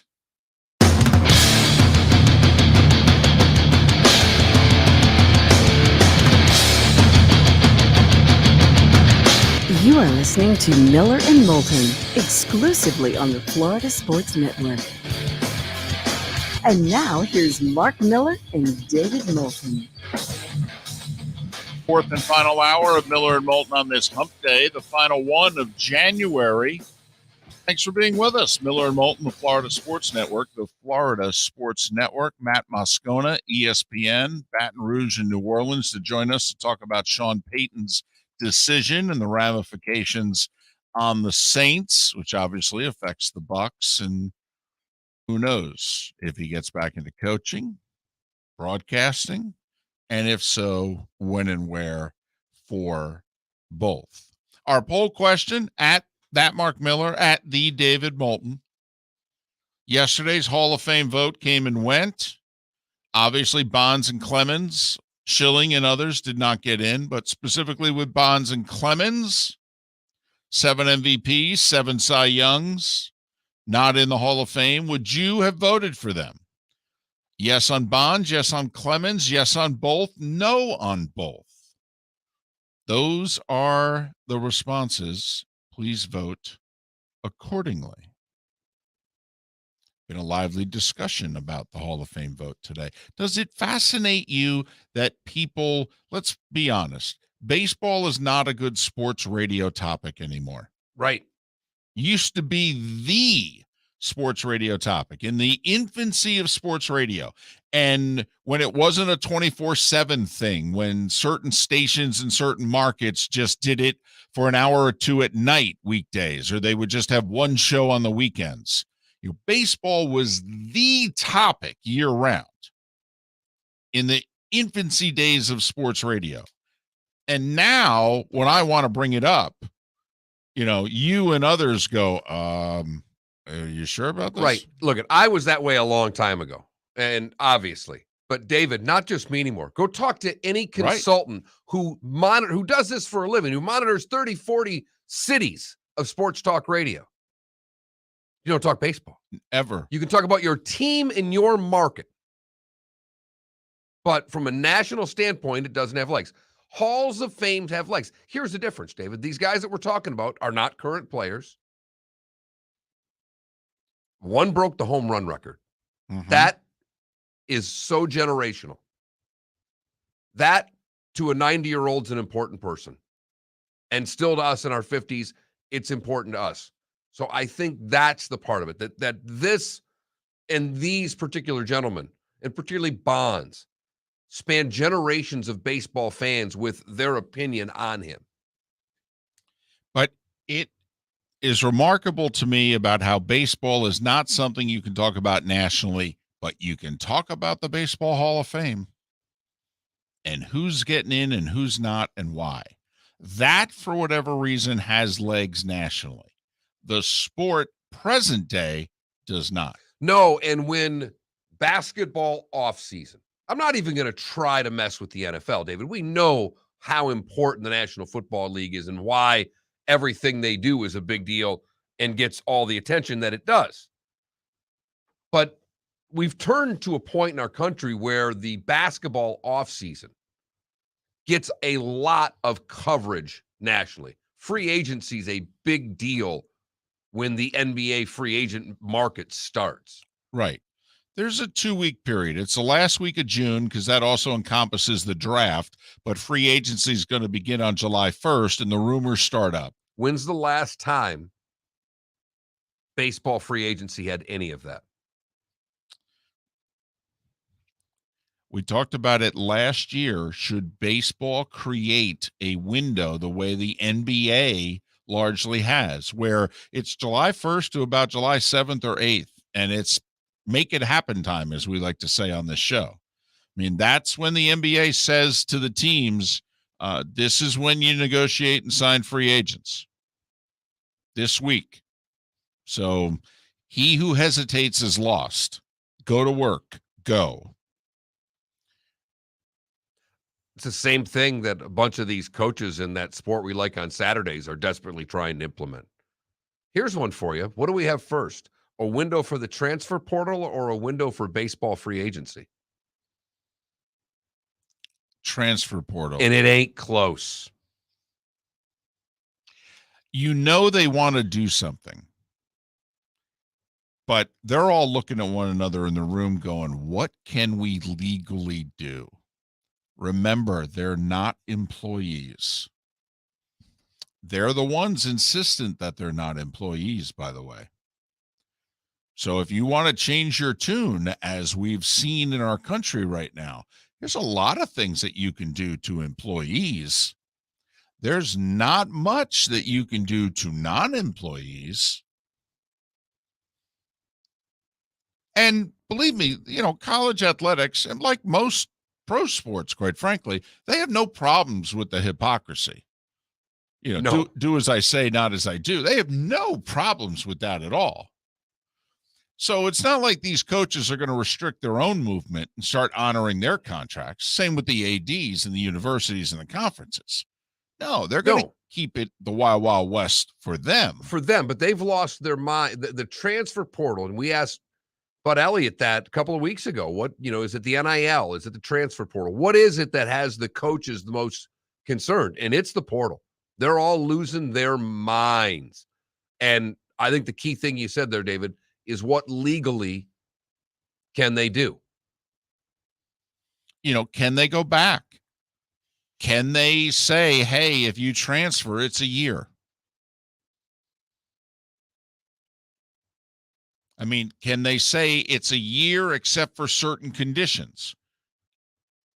Like for the longest time, if your head coach leaves, you should be able to get up and walk, no questions asked. And I would love them to say that February 2nd is the end of the transfer portal window. Okay, so it all ends next Wednesday. With signing period. Right. That would be... So here you go. That seems to have a nice 2-month window to it. People start declaring that they're going to transfer, because I'm guessing, and I don't know for certain, I would think a lot of these transfers aren't in school right now. Or maybe they're just started going back. But are they I'm transferring. So why would I start at Florida in January when I plan on being at wherever by spring ball? They're not in school for this semester. There's no way. Well, I think they've already physically transferred is what I'm saying. But a ton of them haven't, David. I look every day at the portal. I go on 24/7 every day to look at the athletes, and it tells you what school they left and where they're going, or if they have not gone yet. Every day, huh? I love it. You are fascinated by this. I just I can't get enough of it. I know it's dirty. And this messy. Is your sports page. This is your turn to page whatever for the whole little transactions column, which I used to obsess over. I would just sit there for 20 minutes and stare at it like I was the loaf of bread and it was the gravy. And I would just want it to seep into me. Wait, what did Central Michigan do there? Right. They got a new tennis coach? Holy cow. Yeah, I just... The New York Mets have a new director of public relations. Right. Jay Horowitz retired? What? Yep.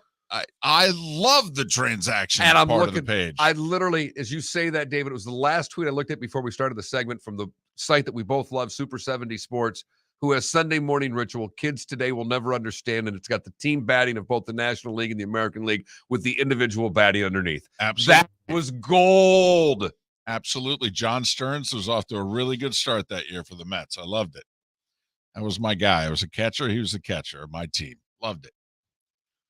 Look at you with the 24/7 transfer portal. Can't wait. We'll have Bud Elliott on next week to wrap up the offseason, if you will, and signing and all that. Yaz was hitting 333 in this one. God, this is just dirty. I'm guessing that was like 78, 79. Think a little later because I'm seeing a Kent Herbeck on there and I'm seeing a Larry Herndon on there. So probably right around 80. When was Yaz's last year?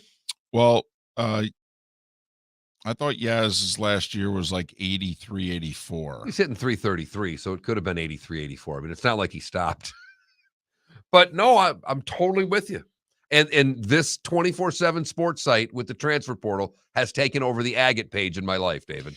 But in all honesty, like off the top of your head, if you were advising the conferences and the coaches and they're going, we got to do something. We got to figure out a way to, if not put the cat back in the bag, you just, I don't know, limit the size of the bag. What can we do? Is there something you think after they've done the Wild Wild West that they could pare it back and go, it's still going to be wild. It's just not going to be wild. Here's the problem that I see. Because the transfer portal is just a student transferring from one college to another. Right. At the end of the day, it is. So unless Felipe, as a student, if he doesn't have the same rule, if he can transfer and say, I'm transferring now and transfer 6 months from now, then the athlete seemingly should be able to do the same thing because there's no difference in their world, David, because they still want this student athlete moniker, which means the student part is he's just another student or she's just another student. There's a lot of reasons, and I know we have to break Matt Moscona coming up. There's a lot of reasons why I don't have a problem with it. The biggest of which is you read off the top 10 as 24/7 sees it right now, the transfer portal as to what schools are doing the best. Right. Of the top 10, how many of them would you consider to be blue bloods? 7. For the record, the top 10 right now reads in transfer rankings, and this is in order from 1 to 10, USC, LSU, Ole Miss, Oklahoma, South Carolina, Arkansas, Florida State, Nebraska, Texas, and wait for it, at 10th, Alabama. And I think Nick's only brought in like 4 guys. Correct. But he's pinpointed, I need a running back, done. I need a wide receiver, done. I need a corner, done. Brian Kelly and Lincoln Riley are pulling talent right and left out of this sucker. Well, they're new coaches. They need to restock the cupboard. Miller and Moulton, Matt Moscona, Sean Payton, done in New Orleans. We'll talk to Matt next here on the Florida Sports Network.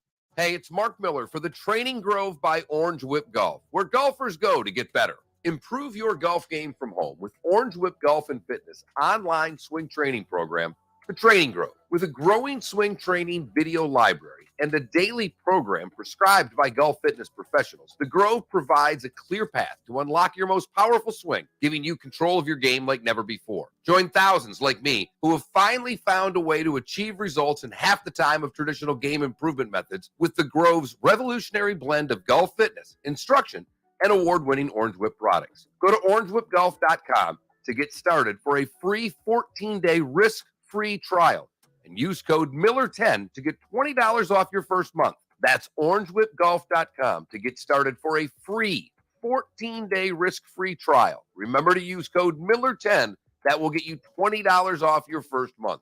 The Training Grove by Orange Whip Golf, where golfers go to get better. You are listening to Miller and Moulton on the Florida Sports Network.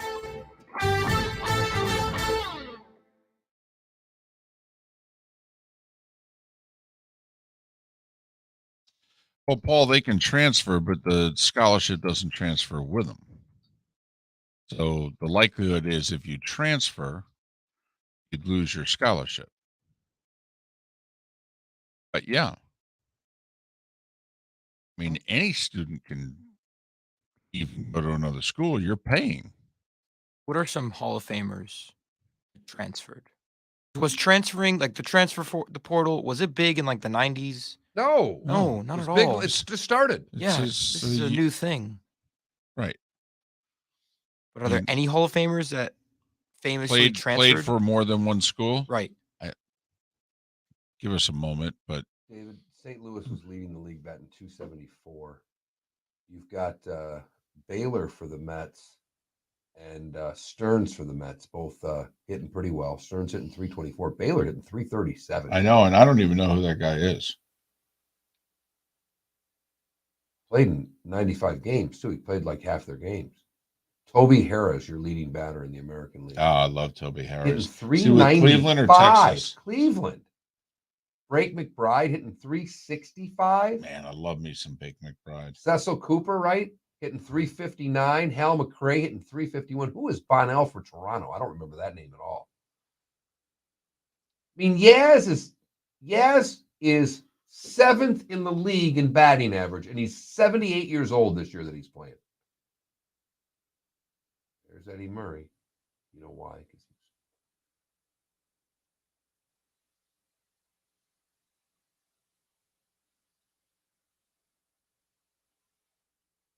Damon Amendola tweeted out yesterday, Red Sox president Sam Kennedy called David Ortiz the most important player to ever wear a Red Sox uniform. Wow. That's something. Is he out of his mind?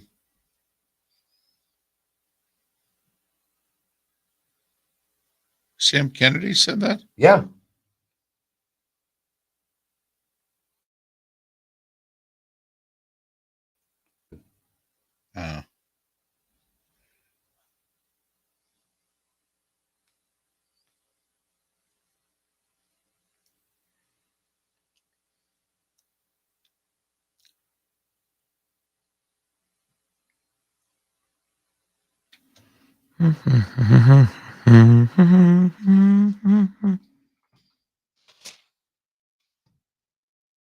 ESPN, New Orleans, Baton Rouge. Yep.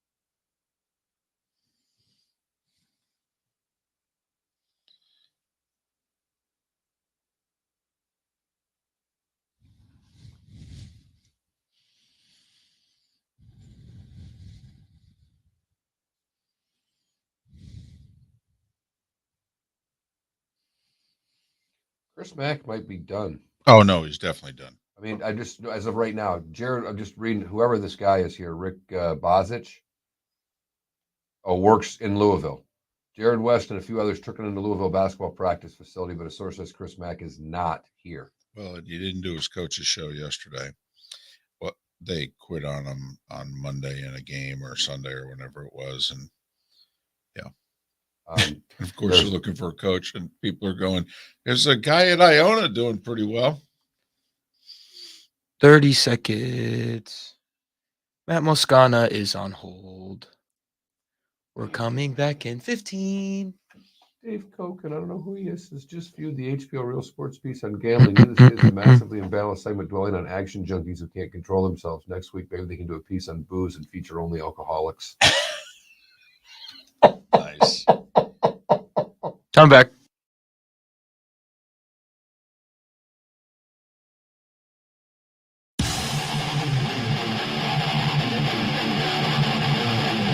You're listening to Miller and Moulton, exclusively on the Florida Sports Network.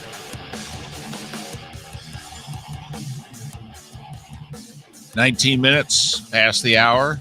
Miller and Moulton on the Florida Sports Network, the bonus hour. We thank you for being with us. The good, bad, and ugly. What's on tap today was the day when, with some final thoughts all coming up next. But first, Matt Moscona, kind enough to join us once again. He does Afternoon Drive on the ESPN stations in New Orleans and Baton Rouge. You can follow Matt on Twitter at Matt Moscona, Moscona. Matt, it's David and Mark once again. Hope you are well. How are you? Hey, guys. Good morning. I'm doing real well. Thanks for having me, as always. Matt, late last week, was there any inkling of this? Yeah, there was.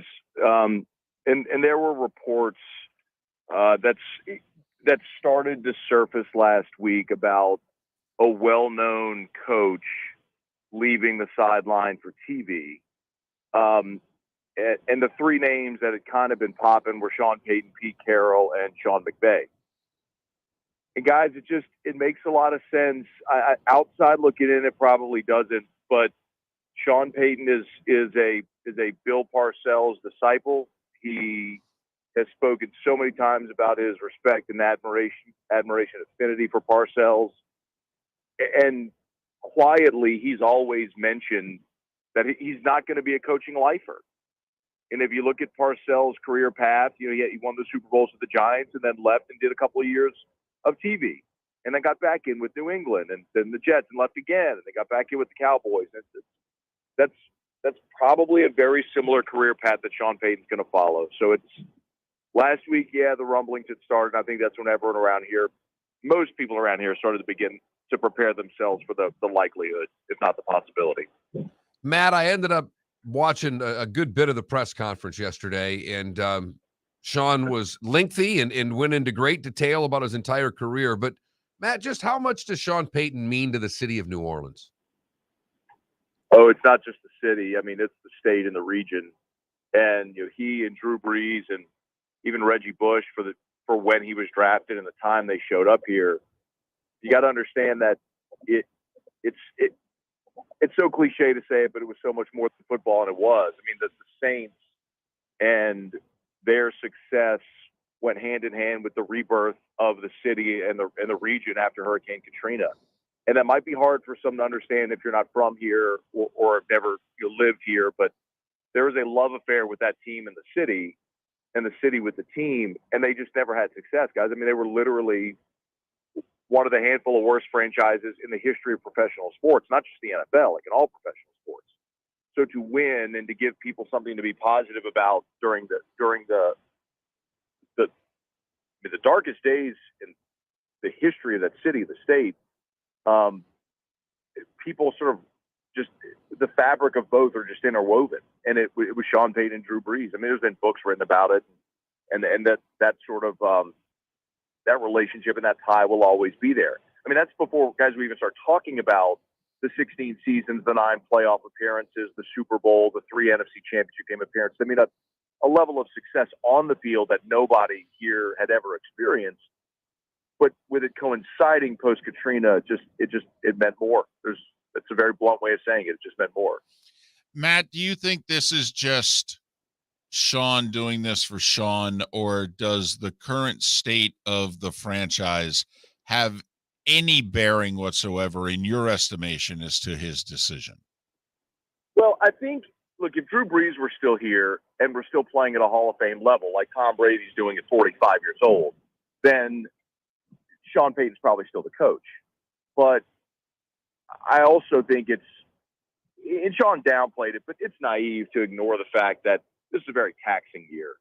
I mean, the Saints, coming off last year with COVID, which was a completely different set of challenges, and then this year, guys, I don't know how much outside of New Orleans this is known, but the Saints set an NFL record this year for the number of different starters used. It's stunning to think of it. But they were just so injury riddled. And every team has injuries, but it's nothing like we've ever seen with this team this year before. And still to find a way to bootstrap it and get to 9 wins was incredible. And it took a Herculean effort. I think he was burnt out. He wouldn't use that phrase during the press conference, but I think he was just burnt out. So, I mean, I do think what's going on right now with the franchise has something obviously to do with it, leading to this decision now. And Matt, while we could sit and talk and have you tell stories about Sean Payton for hours, and I'm sure you did that a bit on your show yesterday, the biggest question for the Saints is what's next, and how important is this next hire? Because we all know the winning percentage before Sean Payton, and then we know the winning percentage with Sean Payton, and you don't want to go back to being the Aints. So how big is this next hire? Yeah, look, Sean Payton showed the importance of having a winning head coach. Which the Saints had only had once in their history. That was Jim Mora. But I think what Sean did, and Sean and Drew, I mean, every time we talk about one, we kind of have to talk about the other. But what they did was they changed the culture from the Aints to a franchise that every time they were on the field, people are expected them to win. Like they were just always expected them to win the game, whether they were favored or not. And that's something that never existed here before. So, Sean also talked about the alignment that they had from Gail Benson to Dennis Lausch, the team president, Mickey Loomis, the GM, and all the way down through the coaching staff and the players. And they just, the thing that Sean Payton did that's most impressive, and it's a long way of answering your question, but he completely rebuilt the culture to where there was total buy-in to what they were doing from everybody. Front office, players, coaches, nutritionists, dietitians, strength staff, everybody. It's shown by the way you guys dancing in the locker room with the smoke machines and all the stuff they do. It's been remarkable to watch. And the most obvious answer is Dennis Allen, because Dennis Allen's the defensive coordinator. They've been elite defensively. He's been a head coach. And if you keep Dennis Allen, then you maintain the structure, the continuity, the culture that's been built. So that's the most obvious choice. So they're going to go through an interview process because they have to. Through the interview process, land on someone else who's magnificent, and they make that hire. But it is very important who they hire. But I also think the last 16 years have just completely changed the mindset, not only of the fan base, but of the organization as a whole, to where they expect to win, which was never the case here before. Matt Moscona, afternoons, ESPN, Baton Rouge, and New Orleans. You can follow Matt on Twitter at Matt Moscona, Moscona. Does Joe Brady surface here in New Orleans as either a head coaching candidate or, I mean, we all know Sean Payton was head coach and offensive coordinator. If it is Dennis Allen, which I think it will be, I mean, Joe Brady as offensive coordinator in New Orleans would be really popular, right? So Sean Payton wasn't the offensive coordinator. Pete Carmichael's been his offensive coordinator since 2006. And if you ask Sean Payton, he'll tell you flatly that Pete has as much to do with building the offense and game planning and scheming. I mean, he's basically, ridden sidecar with Sean for 16 years. But do you believe it? Absolutely. Okay. If Dennis Allen is retained, Pete Carmichael's the offensive coordinator. And the other thing, guys, I'll take it a step further with Joe Brady, and obviously having seen Joe here for a year at LSU in Baton Rouge, when LSU had that run, from time to, because you have so much media crossover with the two cities, so a lot of media that covers the Saints also cover LSU and vice versa. So you had a lot of people that would ask Sean and Drew and a lot of the Saints about Joe Brady because that rise was so meteoric, and they would kind of just laugh and smirk and be like, "You mean the guy that used to get us coffee?" I think this surprises a lot of people when I say it. Joe Brady gets way too much credit for what happened at LSU in 2019. He was not the offensive coordinator at LSU in 2019. Steve Ensminger was. Steve Ensminger was the one calling the plays. Brady contributed some concepts, but guys, more than anything, that was Joe Burrow and Jamar Chase and Justin Jefferson. I mean, look at the guys they had on the team. I mean, it was insane. Like, look what these guys are doing in the NFL. So, long way of saying, no, I don't think Joe Brady finds his way back to New Orleans. And if he does, it's not as an OC, because if they retain Dennis Allen, then Pete Carmichael stays as OC. That's a very obvious. It's just a very obvious structure that they keep in place. Matt, final question. The Saints have, they kicked the can for a long time, and this offseason they had to pay a bit of a price. How does it look going forward? Don't they have to figure out 40-something million again? I think it's in the 60s, actually. Wow. And it's funny because it's this ongoing joke every year here, because Kai Hartley is just this cap specialist, and he always finds a way to structure deals to make it work. This past off season was particularly impactful, mostly because of the salary cap reduction after COVID, and it didn't give them as much wiggle room as they normally have. But they'll find a way, man. That guy, it is stunning to me, guys, and I guarantee you, like probably you all and most of your like have never heard the name Kai Harley before. The fact that nobody has come in and scooped him out of New Orleans to be their general manager is stunning. He's a New Orleans guy, and he's been in the front office of the Saints for a long time, but he's the one that manipulates all these contracts to make it work under the cap. And as long as he's there, we all here just kind of shrug our shoulders and go, yeah, they're going to figure it out, because they always do. He's Matt Moscona. He explains it for us. And you can listen to him weekday afternoons, ESPN, New Orleans and Baton Rouge. Follow Matt on Twitter, Matt Moscona, Moscona. Matt, hope all is well, and thanks for your time and insight. We always appreciate it. Always, guys. Anytime. Thanks for asking. Matt Moscona, kind enough to join us once again here on Miller and Moulton. And obviously, the Saints and how they go about their business affects Tampa Bay Bucks. And right now, kind of like the Niners own the Rams, winning 6 straight, you got to admit the Saints, I mean, they're 4-0 against Brady in the regular season. What did I see the stat that the Bucks are 27-3 against everybody not named the Saints and the Rams? Because they're 0-3 the last 2 years against the Rams. Right. And they are 1-4 against the Saints. So that's obviously 1-7. And then if you do some quick math, it's 27-4, 27-3, something that gaudy. Well, I mean, they went 11-5 last year and then won 4 playoff games. So that's 15-5. And this year they went 13-5. So that's 28-10. You take away 1-7. Yeah. 27-3. With Tom Brady, they're 27-3 against the NFL, not named the Saints and the Rams. Yep. There you go. We'll say both are built similarly on defense. Can rush the passer without blitzing. Both have a number 1 corner. Miller and Moulton. Today was the day when? Good, bad, and ugly. What's on tap? Final thoughts, all coming up. Thanks so much for listening to us here on the Florida Sports Network.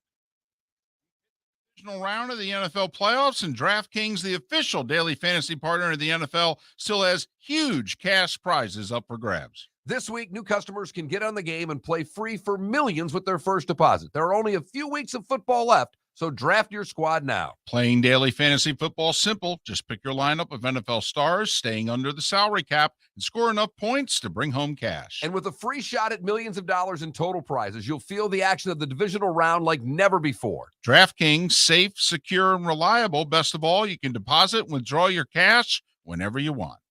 Download the DraftKings app now and use the promo code M&M to play free for millions. That's right. Enter promo code M&M to get a free shot at millions in total prizes with your first deposit. Get in the action for the divisional round only at DraftKings, the official daily fantasy partner of the NFL. Minimum $5 deposit required. Eligibility restrictions apply. See DraftKings.com for details. You were listening to Miller and Moulton on the Florida Sports Network.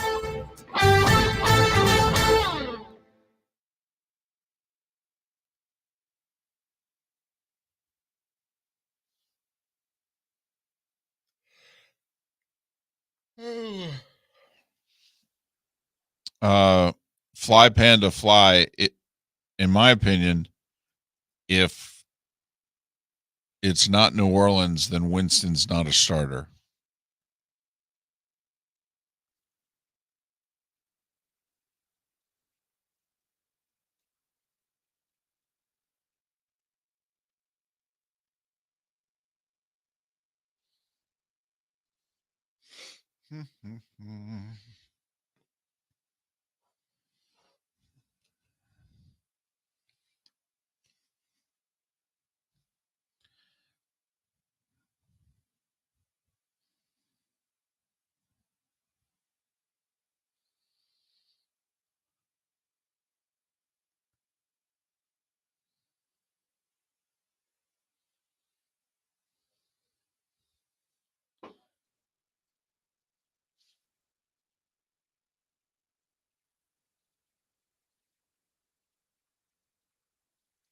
Prawn is huge.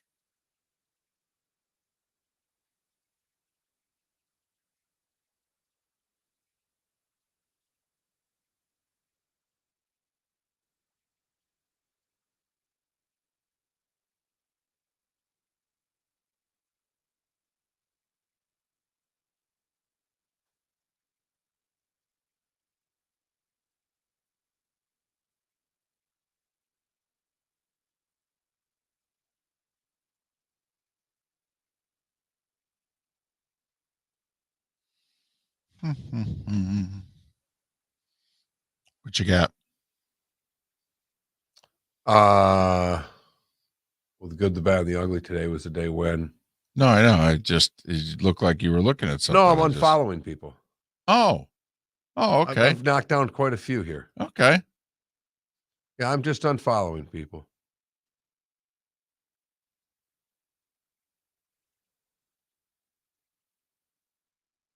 Oh, Matt Hendricks is director of player development for the Wild. Good for him. Is that Matt Hendricks? Matt Hendricks played for the Everblades and played in the league for a while.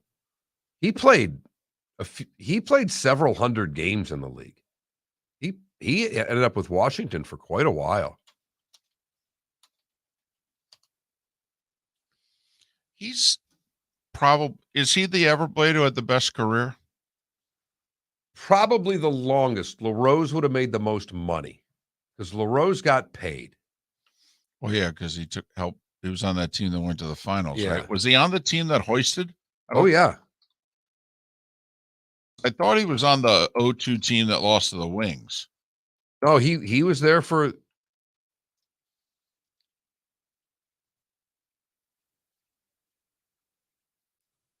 Matt Hendricks played 607 games in the National Hockey League. That's I think. And also, he wasn't here for just an hour either. He's not a guy who just no. I mean, let me take the hockey. I like the hockey DB one better because I think they might actually. I mean, he played 50. Well, he only played. He was here 1 year, 54 games, whole season. Got called up towards the end of Lowell. Then he played the next 3 years in the A. What year did he play here, by the way? 04-05. We got swept, it looks like. We played 4 playoff games. We probably got beat 3-1. That's the year he got fired. 04-05? Yeah, he got fired in February 05. Well, then they went to the finals. He got called up to Lowell then and didn't play on the. But I mean, now let's see here. Player shirts. 30 seconds.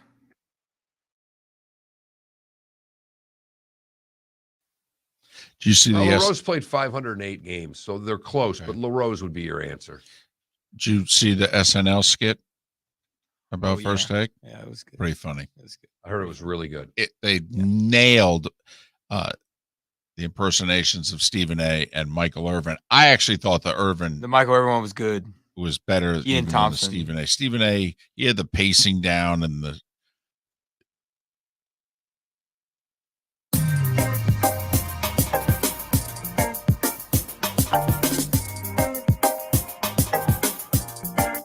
Welcome back to Miller and Moulton, only on the Florida Sports Network. –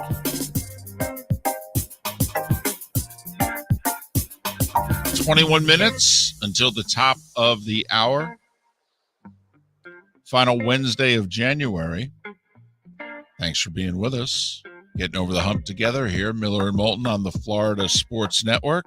Without further ado, it is time for... Leave it to the oldest guy in the show, and definitely the oldest soul to live in the past. Here's David Moulton with Today Was the Day When... It was on this date, January 26th, in 1788. Basically, Mark, happy birthday, Australia. Hey! Captain Arthur Phillip of the British Empire guided a fleet of 11 ships carrying convicts to the colony of New South Wales, which effectively founded Australia. The fledgling colony used to not observe this date, but now they observe it with great fanfare. So Australia All right. is 234 years old today. Mark, in 1837, Michigan became our 26th state. Happy birthday, Mitten State. So let's see, do some quick math. That's 185. My guess is it's 31 degrees, gray, a little snow mixed in with some rain. Hey. You better not be throwing shots, because apparently we're going to have wind chills in the 20s on Sunday, David. Okay. I am building something, an ark. Something's going on at my house over the weekend. Mark, it was on this date in 1905 that Todd and Jason went into business. No, but the world's largest diamond was found. I see what you did there. The diamond was found in South Africa. Care to take a guess as to the number of carats? Well, they just had like the record diamond that was from they think from space, like 555 carats. So I don't know, 28. Oh, no. 3,106 carats. Whoa. Right. Look a little awkward on a finger. Or a Mack truck.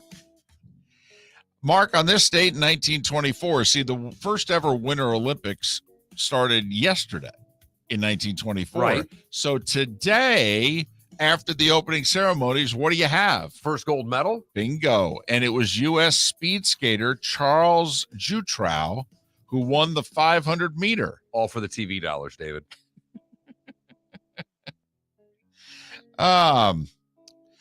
Groundbreaking today in 1954 on Disneyland. Okay. It was 1960. On this date, Pete Rozelle elected commissioner of the NFL on the 23rd ballot. Also, the Oakland Raiders were formed and joined the AFL. How ironic, Rozelle and the Raiders joined at the hip. But 23rd ballot there. Mark, you and I are both Catholic. You went to Catholic school. I did. All through, right? I started in 7th grade. Okay, so 7 through 12. Right. All right.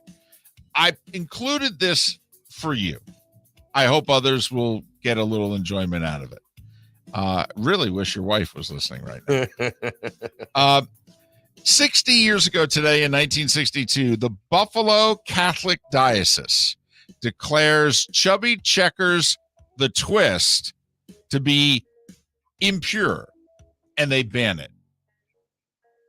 Now we know why the city of Buffalo has been forever tormented without winning a championship. You don't mess with Chubby Checker. Now we've got a reason. And the twist. Mark, it was on this day in 1970 that this certain duo released their 5th and final studio album. It was called Bridge Over Troubled Water. Heard it did pretty well. Heard they had a big concert in Central Park when they reunited. It was on this date in 1979, ladies and gentlemen, that the Dukes of Hazzard premiered on CBS. Just some good old boy. Look at that show today. Today.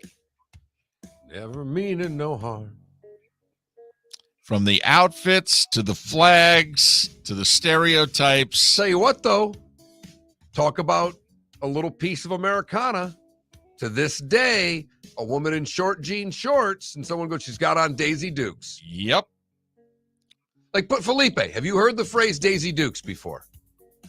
Yes, but I don't know the context. Exactly, but you've heard the phrase. It was from the Dukes of Hazzard. There you go. Daisy Duke wore the Daisy Duke shorts and wore them very well, I might add. There's a lot of things that I've heard on this show that I just don't.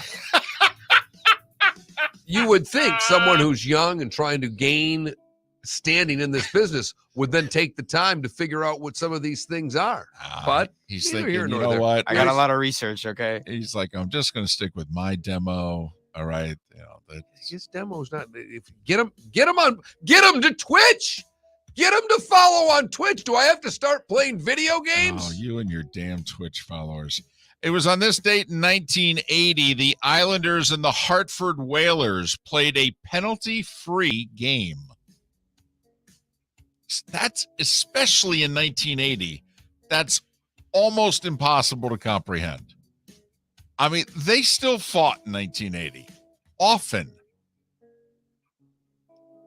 No penalties, Islanders and Whalers. Regular season game. It is late January, early February, and it's about time you take the game off. I was going to say right before the All-Star break. For all the Bears fans out there, please tell me you know what today is. The Bears. Super Bowl 20, 46-10 over the Patriots.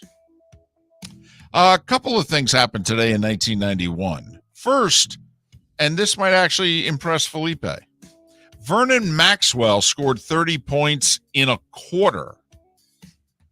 He was just the 5th player to ever do it. I brought that up for Felipe. I brought this up for you. The other 4, I'll give you Wilt and MJ. Think ABA transitioning into NBA. David Thompson. There you go. George Gervin. There you go. Look at you. Come on. Money. Wait, we got one more, though. No. Wilt and MJ. 30 and a quarter? 30 and a quarter. Clay Thompson. No, at the time, I said he was again, the 5th to do it. Again, it's the listening part. Seems to be a trend. Also on this day, Jan Stenerud was elected into the Pro Football Hall of Fame. The significance, he was the first pure kicker. There were others back in the day who played offensive line and also kicked who were in the Hall of Fame. But Jan Stenerud was the first kicker/punter to ever be elected into the Hall of Fame on this date in 91. The Bills lost their second of the 4 Super Bowls today in 92. I was there in Minneapolis. It was cold. Guess what? It's cold there today. Yeah, it usually is in late January. Jim Courier won the Australian Open on this date in 92 in 4 sets over Stefan Edberg.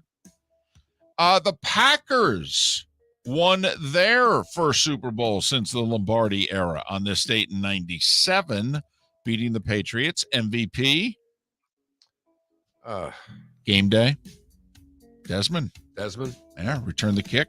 Had a big catch. Yep. Desmond Howard.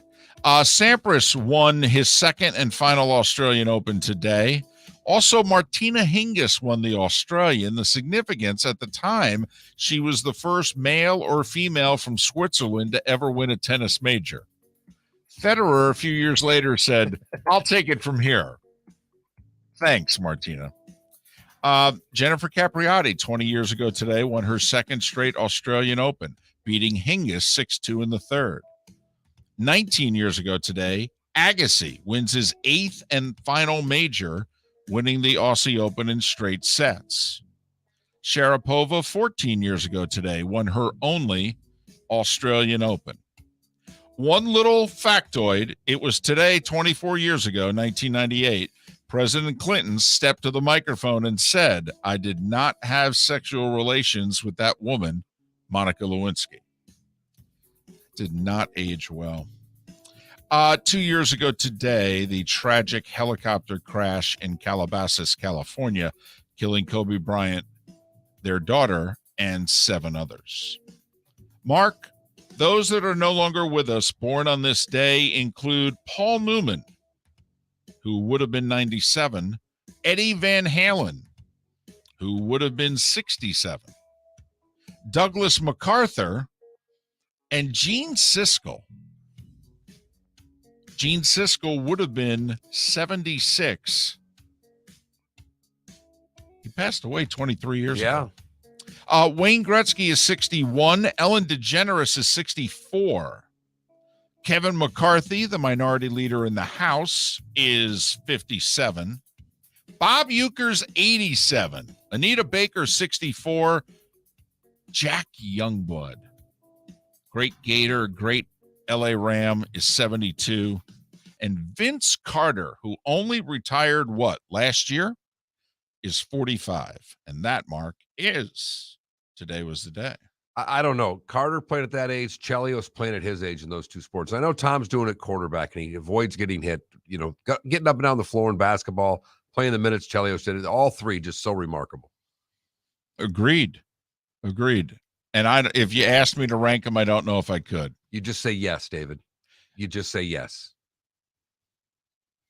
You've heard folks elsewhere mock Florida is gonna Florida. Well, Mark Miller sees it differently. He calls it the good, the bad, and the ugly. What you got, Mark?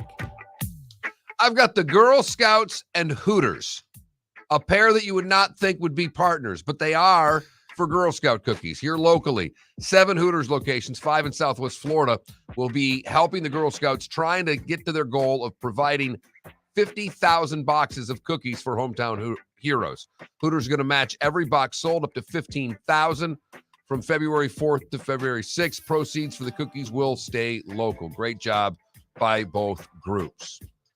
For the bad, we go to the gritty streets of Estero, where Kathleen and Jeremy Jasper have been sentenced to 10 months and 4 months in prison, respectively, and then 6 months of home confinement. See, they ran a teacher certification preparation company, and they were sentenced for stealing content from the Florida teacher certification exams. As a parent, I kind of want to know what teachers went to their school and where they're teaching now. I think you're on to something. Finally, the ugly. We go to Polk County, Florida, where 2 young men were fishing, and one of them hooked something really heavy. Upon reeling it in, the fisherman noticed that it was a body. Called his dad, who said, "Yep, that's a body." And then they called 911. It was a 40-year-old man pulled out of the lake. The autopsy is pending. The young men, if they had to call dad to find out, are going to be traumatized and never fish again. And that, David, is the good, the bad, and the ugly on today, January the 26th, 2022. Both Florida teams in action in the NBA tonight. The Magic are hosting the Clippers, who just came from 35 down yesterday to beat the Wizards. See how much they've got left in the tank. Knicks are across the alley in Miami. Take on the Heat. That game's on the 4-letter network. The second end of the doubleheader is Phoenix at Utah at 10 o'clock. 5 games in the NHL tonight, none of them involving the locals. Lightning getting a good little rest here. The TNT doubleheader, however, Chicago and Detroit early, Boston and Colorado late. TNT double dip. Second game's a really good one. Yeah, the first one's got 2 of the original 6. Right, the second game's a really good hockey game. I'm a diehard Red Wing fan, for those wondering. Gators on the deuce at 6 o'clock against the Vols. In some college basketball, 1 game involving 2 ranked teams. Providence is at Xavier. You got to head to the CBS Sports Network at 6:30 to get that one. FGCU women, by the way, up to 20th in the coaches poll. That's their highest ever ranking. Well, at least the coaches are paying a little more attention than the writers, where they won 2 games and went from 24th to out of the top 25. Right. Once again, we have issues with the writers, baseball writers, AP writers. Just, can we talk, guys? Can we talk? Miller and Moulton.